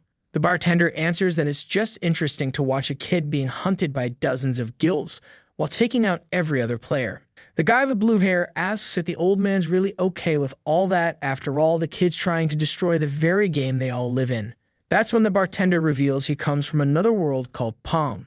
Apparently, it's one of the oldest games from Yggdrasil, so this guy's been around a long time. The old man explains that he's been in and out of countless games, and in the end, you don't really have a choice but to accept that some games will disappear. Just when someone's about to ask more, someone outside calls out to all the citizens born in that world. A guy in red armor yells that this is the reality they live in. They were born in this place, and they're going to die here. That's why they need to unite and wipe out the invaders and take back their land. They call themselves the Blood Guild, and tomorrow they're going to invade the dungeons and prove they don't need players anymore. Bro, is this a guild of NPCs? This guy is getting wild, son. Back in the bar, the old man thinks to himself that these kids really don't understand how games work. He says he's about to close the shop, so the armored guy should head out too. Wait a minute, plot twist. That guy was Ryuki in disguise the whole time. And the little bear reveals to our boy that this NPC group is being led by someone named Kugan. Apparently, they've already challenged countless dungeons over and over again, but this time, they're saying they'll conquer. Now I'm confused. Do they want to conquer any dungeon or the tower itself? Aiman chimes in, saying that since they're NPCs, this is basically suicide, because they can't be revived when they die. Our boy asks if it's actually possible that they found a way to conquer that place. Igon replies that yeah, it might be possible, especially since HS seems to be in contact with their guild. Our boy remembers the only woman in this entire world, you know who, Fi. If she's made contact with those guys, it's probably some bug nonsense again. Right away, he starts disguising himself again, saying he's getting a bad feeling about this and is going to follow them. Scene changes to the Predator's nest. The whole group is advancing, while our boy hangs back, wondering why so many people are coming along. Igon explains that the 4-player limit per dungeon only applies to players Phi. For residents of this world, they can bring as many as they want, since for them it's literally just a cave. But Ryuki thinks that doesn't make sense. These guys were way weaker than even the weakest players, so how were they supposed to fight? That's when a red scorpion charges in to attack, and the Knights Phi, instead of defending, they all dodge. Kugan, organizing the formation, orders the front line to step back and the second row to go in. Now these Phi, these are real players, man. These guys were risking their lives. This was what you'd call a hardcore dungeon. Ryuki is impressed for a bunch of NPCs. They were really well organized and moved with coordination. Too bad they probably wouldn't do any real damage. But that's when he notices something strange. The tip of one guy's spear looks bugged. All the attacks were piercing way too easily. Igon quickly points out that it's the same pattern from HS Dagger. If they could capture one, it might be able to analyze the structure. Looking at the chaos this has turned into, Ryuki starts thinking that dealing with NPCs might be even harder than with Linza. The worst part is, even though the NPCs are packing overpowered weapons, a hit to the chest still opens a crater, and the guy, obviously is in a critical state. He's going to die. Ryuki asks what really happens to an NPC's data when they die. Aigon explains that basically they're reborn in a different form, kind of like reincarnation. But only rarely do they retain any memories from their past life. So yeah, some NPCs end up escaped. Looks like this whole thing is a simulation. Wait, what if we're in a simulation too? Ida, Rapaz. Then Kugan pulls out a dark-looking potion and tells them to give it to the wounded. As soon as it hits the NPC's mouth, it's like Ryutier healing. The guy's instantly back to full. Our boy's just standing there watching like, these bastards just keep pulling out item after item more suspicious than the last. Now he starts to feel a strange unease along with a dark aura, maybe thanks to his boosted intuition. Everyone's cheering, saying that person told nothing but the truth. With those spears and potions, they'd survive and get the job done. But then a bald guy holding a spear asks why that player gave them all this stuff. Kevin replies that not all players are enemies. Still, the true intention behind all this is clearly using the residents as pawns. But of course, they're not going to just sit there and be used. Once this is over, they plan to flip the game and take control of everything. Time passes, and Kuvan announces they finally arrived. The final boss of the dungeon, the post-McDonald's version of Beru. No hesitation, they charge in with their spears, but the monster phases into the ground. Our boy is hanging back, analyzing the fight and studying the patterns. Everyone's tense, wondering where the boss will pop up next. That's when Kuvan pulls out a battle standard, slams it into the ground, and activates a radar. Damn, it really revealed the location underneath. This guy's legit. The creature realizes it's been detected and instantly bursts out of the ground.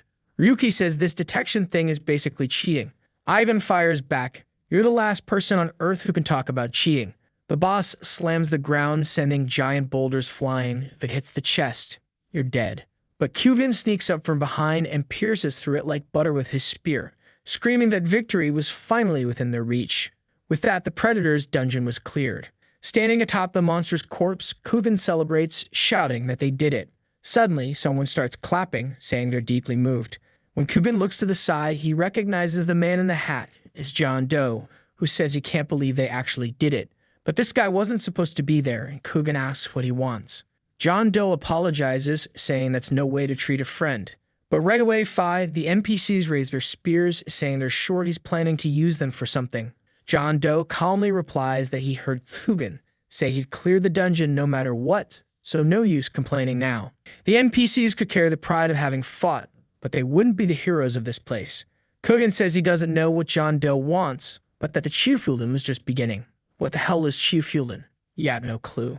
John Doe just throws his hand downward, saying, they took the potion. Suddenly, all the NPCs collapse, surrounded by some glitchy aura. And this little villain of the week says that the potion doesn't restore people to their original state.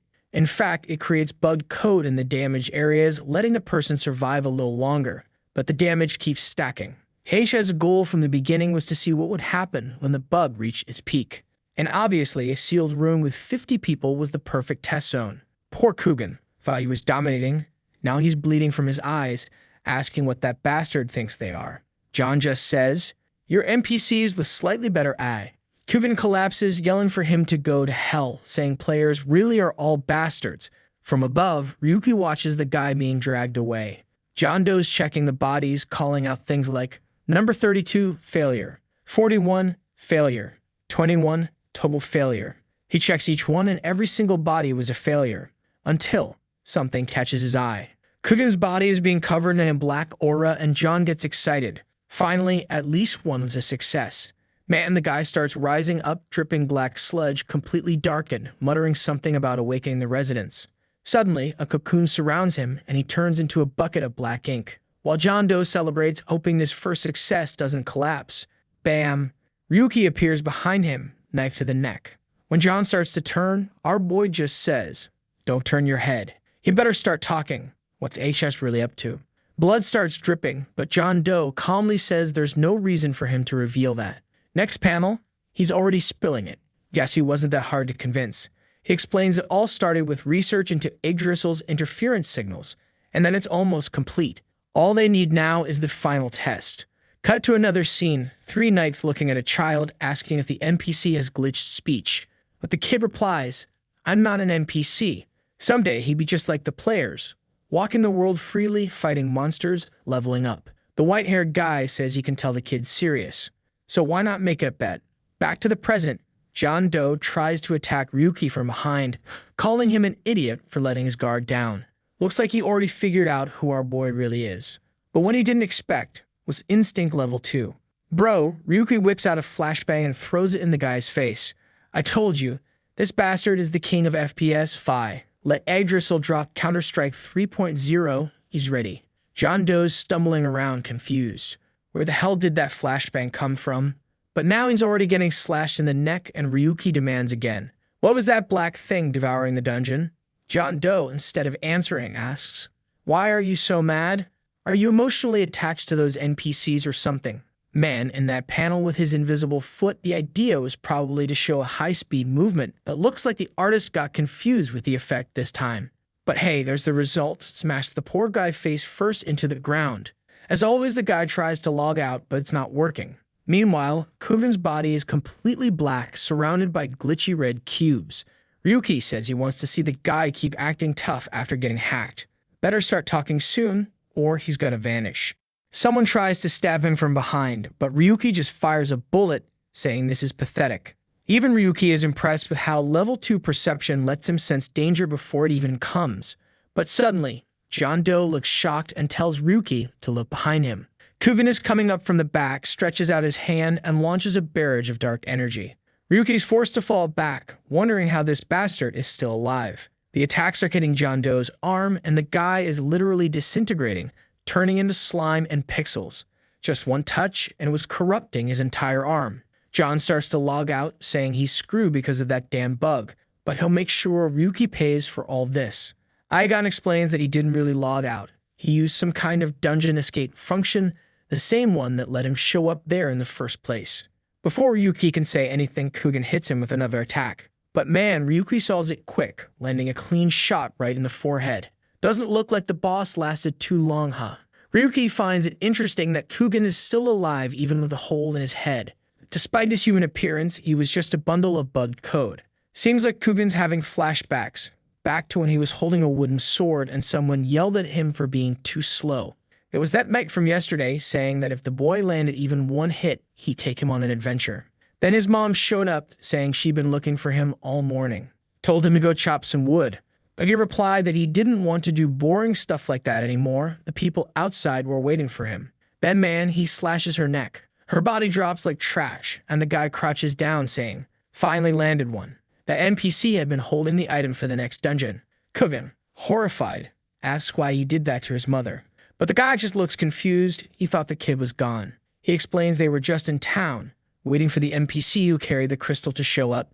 Kugen, desperate, still doesn't understand why she had to die. Back in the dungeon, Ryuki has secured the black spear and the antidote, everything needed for analysis. Looking at Kugen's decaying body, he asks if he's got any last words. He says he'll listen to his wish before he dies. Kugen says he will never forgive the players. And in that moment, he curses them all. His body begins to explode, releasing dark energy throughout the cave. Ryuki fires again, but Phi this time the whole place blows up for real. When the dust settles, there's nothing left of the guy. And Ryuki reflects, maybe they were alike. Maybe, if he were still alive, they could have gotten along. He just hopes that in the next life, if the guy's born into a better game or a better labyrinth. Sometime later, he's asking 55 how the data analysis he sent is going. 55 replies that it's interesting data, and he's going to investigate this John Doe. Ryuki says that the time-consuming part has finally arrived. It's time to climb the Demon King's tower and finish this world's content. In front of the tower, there she is, Bisque. Or is it Bisque now? Damn translators hate when they keep changing the name every time. She's standing there angry because instead of climbing the tower, she's stuck guarding it. All right, boys, this one here. That's Nor, finally making her entrance after 27 chapters. A proper badass stepping onto the stage. Sure, we had Cynthia, but let's be real. We just want our boy to kill that damn snake already. Her name is Nor, and she says there's a 90% chance Ryuki will show up at the tower sometime next week. Bisque just replies that the guild master's been acting really weird lately. Is definitely planning something bad. On top of that, all the support they're getting is trash, and the guild members are starting to lose their patience. Nora tells her to stay calm. The world's a mess right now. Apparently, the NPCs made a dungeon, but it bugged out and everyone died. Now the players think NPCs are a threat, and obviously, that's just escalating the conflict. Because of the bugs, all the info got wiped, but of course, people are already saying it's Ryuki's doing. She heard all that from Laguna, who kinda sees Ryuki as some new god or something. Nora even admits that having Ryuki on the team would make clearing these raids way easier. But Bisque says she'd rather stay away from someone who can delete characters. Suddenly, her expression changes when someone asks what that kid is doing there. Oh my god. The dude with 2 swords on his back is named, get this, Explosive Blade. What am I even supposed to do with that? Let's just rename him right now with that gear and the way he clearly dropped billions of cash. We're calling him Pay to Win. Pay to Win wants to know why Miss Dungeon Addict is outside the tower for the first time. He taps her on the head while she tells him to beat it, says she can't even stand looking at his ugly mug. But P2 replies that they could make a bet. Whoever kills Ryuki first gets to take Linful's spot. The two of them start bickering while Noor tells them to chill out, especially since Ryuki-related info should be kept quiet. And in the middle of this argument, a notification window pops up right in some player's face. The 3 Linza clowns are confused too, wondering if someone just passed 447. But Bisque corrects them, it's not about 447. It's a notification that the record for the first floor was broken. Bro, he beat the first floor in 18 hours. I'm telling you, you could start a whole family in these dungeons, Phi. How long is it gonna take for him to do 46 floors? Or even 100? You start a family on floor 50 and by the time he finishes floor 100, your kid's already 20 years old. The crew's going nuts because the previous record was 72 hours. They're all asking, who could have done this? Like, come on, y'all acting surprised like amateurs. Obviously, it's Ryuki. Now they're wondering when the hell he even entered the tower. P2W is stunned, and Noor says that with the power he's built up, it makes sense he breezed through the first floor. P2W turns to Bisque and asks if she could beat that record. She says yes, if she restarted from floor 1 maybe. But why would anyone go back and reset their entire tower progress? Meanwhile, Noor is thinking she really underestimated Ryuki. She should have gone after him with everything she had. Wait, did you even go after him at all? Am I losing it? Do I have Alzheimer's, boys? She stares at the tower and says now she understands why Gabriel is so cautious. He's not really cautious though, is he? He should be out there hunting our boy down, not just sitting around on floor 100. Back with Igon, and he's roasting Ryuki for taking 13 minutes longer than he should have. But Ryuki fires back saying, not bad for someone who had to fight for 18 hours straight, huh? And of course, Ryuki immediately goes off on that Dan robot, shooting him out for setting goals that made no sense in the first place. Also, that extra time was because they discovered new areas during the run. But it was fine. With that, the preliminary battle was complete. Not a bad result for a first attempt. But after 18 hours, man, it was time to return to reality. Suddenly, he's back in his room thinking it's been ages since he's actually returned to the real world. At least this time, he wasn't sensing anyone's presence. Ryuki wonders if maybe Akatsuki was the one who prepared the room for him. Looks like they changed the name of 55/Suzuki to Akatsuki, and it makes sense, since he's the only one who could set this up. Sure enough, that's it. Akatsuki calls him up, congratulating our boy for clearing the first floor and saying it was a real pain to get a room that couldn't be tracked. He also asks for a personal visit. Ryuki's confused, wanting to know why he suddenly wants to meet face to face. But damn, Akatsuki sounds panicked, warning him to be careful because more and more people are hunting him in the entertainment district. Even though he's pissed, Ryuki decides to go. Igon says it's madness. This sudden call, the weird voice, everything smells like a trap. Ryuki admits he doesn't fully trust that person either, but he doesn't think they'd betray him like that. But just then, boom, something explodes right behind him. He turns. Igon says the signal from that recently uploaded video came from that very spot. The store building is in flames and Ryuki's hiding nearby. Igon says he's not sensing 55 anywhere nearby. So Ryuki says there's a fast way to find him. Next panel, he's already beating up poor Luga again. This guy's been catching hands since chapter 1. Ryuki tells him he knows damn well he's the one who's been watching him and the shop owner since that day. He remembers what he saw in the footage. He says he let Luga off easy because he didn't think the guy would go this far. But that was a mistake. Now he knows Luga's the kind of guy who needs to be killed. Luke is panicking, apologizing, saying he had no choice. It was because of Steel Blood. That's a name Ryuki's heard before, right? Yep, the same guy he saw that day in Pleasure Alley. Luga explains that burning places down and murdering people is routine for those guys. Ryuki doesn't stand a chance. But Ryuki grabs a wooden stick and says he's not looking for apologies right now. What he wants is the location of their base right now. Just then, a group of armed men show up, telling their captain the mission was easy. They blew the place up. Of course, they come face to face with Ryuki. They seem to realize he's a nobody. And I'm over here like, what, does he just have a nobody face or something? Luke is yelling, saying they're taking too long. He turns to Ryuki, smug, saying he's screwed now. The level of gear they brought this time is on a whole other level. But man, poor guys. Ryuki just warns them he already said it once before. The sequence of skills he's about to activate. Now surrounded by an aura, he tells them, pretty soon you're all gonna be begging for mercy. They open fire, but the first splash of blood and Luger's already regretting every life decision. He starts thinking life would have been better if he'd never met Ryuki. He shouldn't have robbed that guy that night. Next panel, Ryuki's sitting down, exhausted. Aigon tells him he checked the cameras. It really was Steel Blood who took Suzuki. These guys are a few levels above Black Snake. In the real world, they got real power and a massive intel network. And that's why Aigon says it's probably best to give up on Suzuki. Ryuki, however, responds that he was the target all along, so of course he has to go. After all, he doesn't have many allies and can't afford to lose the one person who's actually useful. Since these guys were so polite to invite him so enthusiastically, he'll just have to go meet them in person. Scene changed to the base of Steel Blood. Commander Crow says this is the first time he's ever met the legendary Suzuki. One of the guys warns him to be careful. The digital drugs didn't really work on her. And there's Suzuki, all beaten up, saying she ended up like this because someone launched a surprise attack. She didn't even have time to react. But along the way, she saw some interesting things. The weapons they had were incredibly hard to obtain, so how did they get their hands on them? Crow just tells her she's not in any position to ask questions, so he's cutting to the chase. He points a gun at her head and asks, "Where's Ryu?" Suzuki wants to know why they're hunting that boy and if they're involved with Linza too. Crow snaps, tells her to shut up, and warns that if she says anything else, those implants in her head will be detonated. But Suzuki calmly asks why he, who gave up being a player because of Gabriel, isn't opposing Linza instead. Crow fires a shot, bang, blows a crater in the wall, and tells her next time there won't be a warning. But Suzuki stands up calmly, saying that was a very interesting threat. Crow sits back down, demanding she finally tell him where Rise 7017 is. She says she had provided him a hiding place, but obviously he already left, and she has no way of contacting him. Nalva wants to know what kind of tech he's using, because she must know something. But she explains that even though she takes pride in her knowledge, she has no idea. That kid is an incomprehensible exception, not made by humans.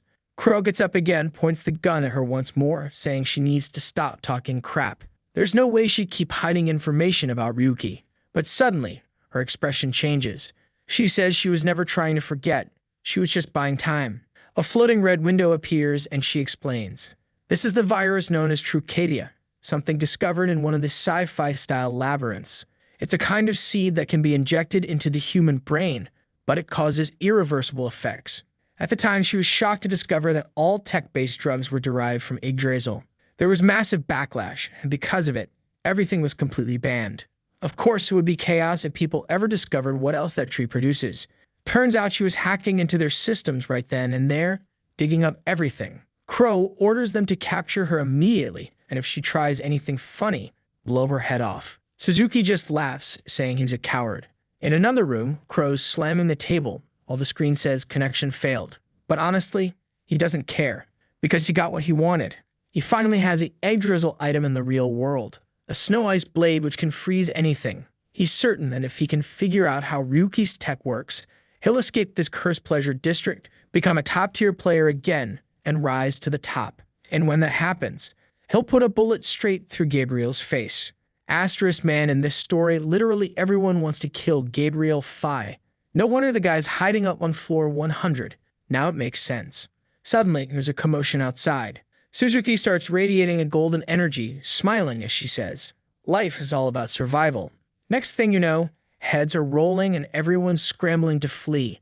Smoke fills the air and Crow manages to shield himself with the sword, But right in front of him, a whole wall of surveillance monitors lights up, and there's Suzuki on the screen, saying, "This must be quite fascinating, huh?"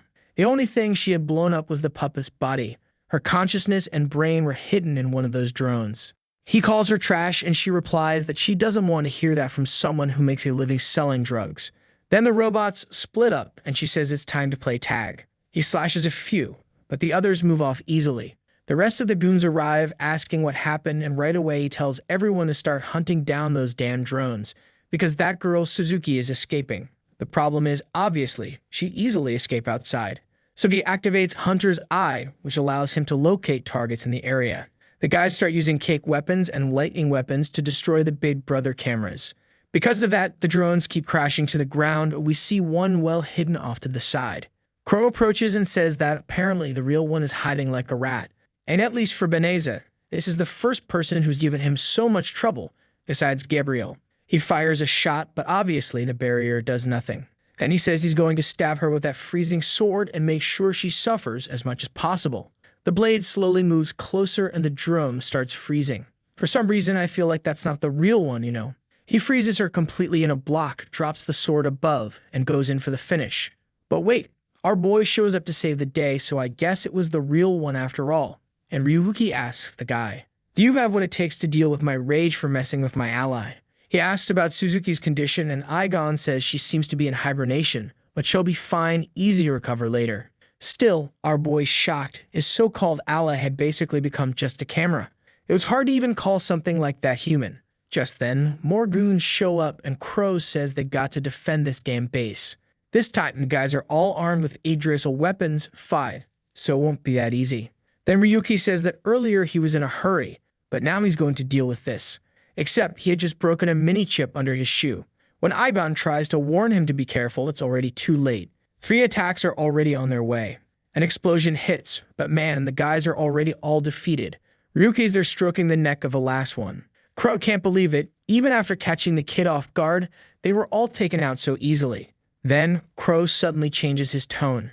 He says, "I have no idea who you are, kid, but the orders came from above, so I'll allow you to leave unharmed." But obviously, that lame excuse wasn't going to work with our boy.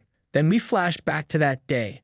The day Ryuki found out his mom would die because he lost his position and wouldn't have enough money to pay the hospital bill.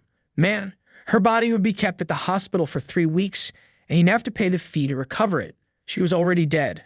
Otherwise, after that, her body would be chopped up and sold at the city auction. The guy warned him researchers, collectors, and perverts would buy it.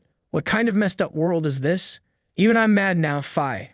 Our boy's digging in Minecraft, trying to calm down and forget what they told him. Right after that, he ran to the Minecraft mines to farm Phi. He needed money to get his mom out of there. First, he'd deal with the funeral, and only after that, accept reality. That's when someone showed up behind him and told him to wake up to reality. That even in 3 years, he'd never earn enough. So why not volunteer for a very interesting experiment? He pulls out a chip, saying it has all the security data of the city, and with it, he'd be able to infiltrate the hospital and do whatever he wanted. Sure, it was still in its early stages, but it was a great opportunity. Staring at the chip, Ryuki thinks it's madness. That hospital is extremely secure. Hacking a place like that wouldn't be easy at all. But with no better option, he decides to check the files. As soon as he opens it, he can actually see the entire city, all the data, access passwords, everything. In that moment, he's sure he found a way to get his mom out of there. Man, this is the first time I've seen a protagonist have to work so hard just to save the body, you know. It's not even about saving the person anymore. Next scene at the hospital, one of the doors opens. One of those corpse freezers, I don't even remember the name, is empty. Our boy is carrying the coffin for the city Phi. After a while, he collapses in an alleyway but smiles, saying that he finally made it happen. At least, it was a miracle. Really, it was all thanks to that weird chip. Obviously, he's so suspicious of where all that data even came from. Then, bam, he looks back and his mother stands up from the coffin. He jumps back, shocked, wondering how that's even possible. He goes in for a hug, and that's when someone shows up, clapping. What the hell? Cynthia and Linful appear, telling him that now all he has to do is come back to the guild. Is this a dream? What the hell is going on? I'm confused. Cynthia apologizes, saying now they can go back to the guild together. Yes, something's definitely off here. His mom starts fading away and he has no idea what's happening. He looks to the side, she's gone, and suddenly he's somewhere else. The guy behind him says that he woke up faster than expected, maybe even had fun. Of course, the test version would end quickly, and obviously, this experiment would come at a high cost. The boy looks confused, so the guy explains that the chip he used was actually a drug. He has no idea what the kid saw, but it must have been a mix of hallucinations and delusions. Man, what a bastard, he gave our hard-working Minecraft boy some tech drug just to get him addicted. But our boy's sense of justice kicks in hard, and he punches the guy in the face the moment he offers more. Too bad that back then, he had no strength. In the next scene, he's getting beaten down and kicked out. The worst part, he starts wondering how much time had passed. Back at the hospital, he finds out it's been a month, and the auction already ended. Oh my god, now I want to destroy this whole damn world, blow up Yggdrasil, kill Linful, burn Crow, everything. Back in the fight, Crow can't understand how he's getting pressure even while using an Yggdrasil sword. He leaps toward our boy, saying he'll end this nobody. But Fi, our boy already has a blade at his neck, saying, "You might not know it, but I've got reasons for what I'm about to do." Crow backs off, coughing and stunned, while Ryuki says it's shameful that a leader is this weak. But the clown replies that now he's going to show the true power of the Snow Ice Sword. The floor begins to freeze along with all the other subordinates, turning them into popsicles. Aiganum warns our boy that, unfortunately, even with the talents he has, a wooden sword won't be enough to win this one.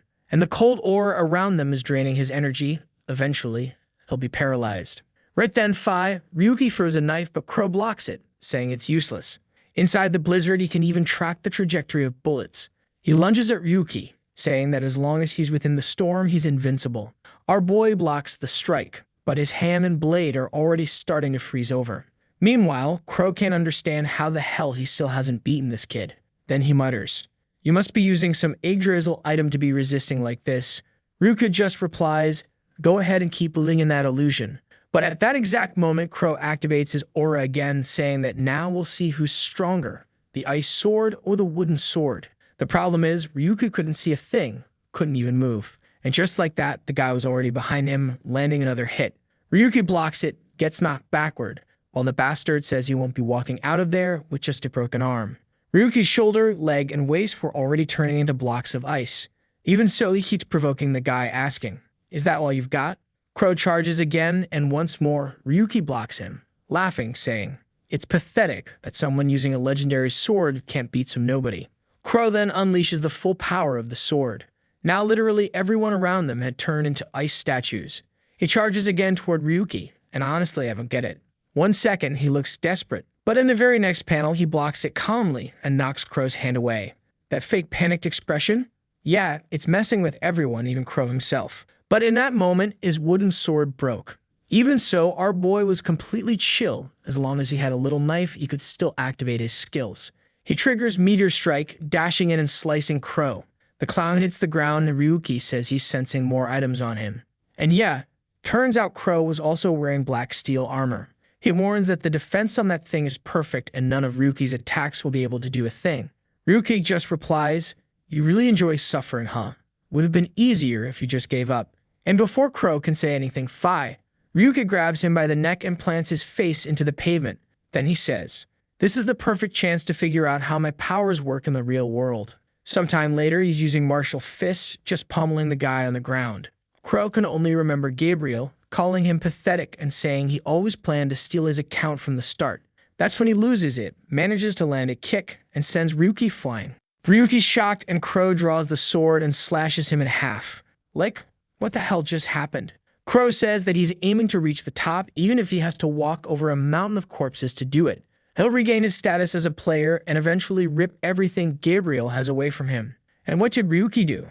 He gave the guy the same drug back. Crow's there, delirious in the chair, asking how Gabriel feels now that he's been defeated. Later on, the police arrive and they find out that this was the place where the viruses and chips were being produced. Seeing all the bodies on the floor, frozen and doped up, they say, these idiots deserved it for getting involved with illegal tech. But of course, there are some corrupt cops too, right? Saying, shame they died. These guys used to pay us good money. Up on the rooftop, Ryuki says he never imagined those people would be smiling like that. Ivan comments that now, with those guys out of the game, Ryuki will definitely be hunted even more. Ryuki said it's all good. His only real concern was getting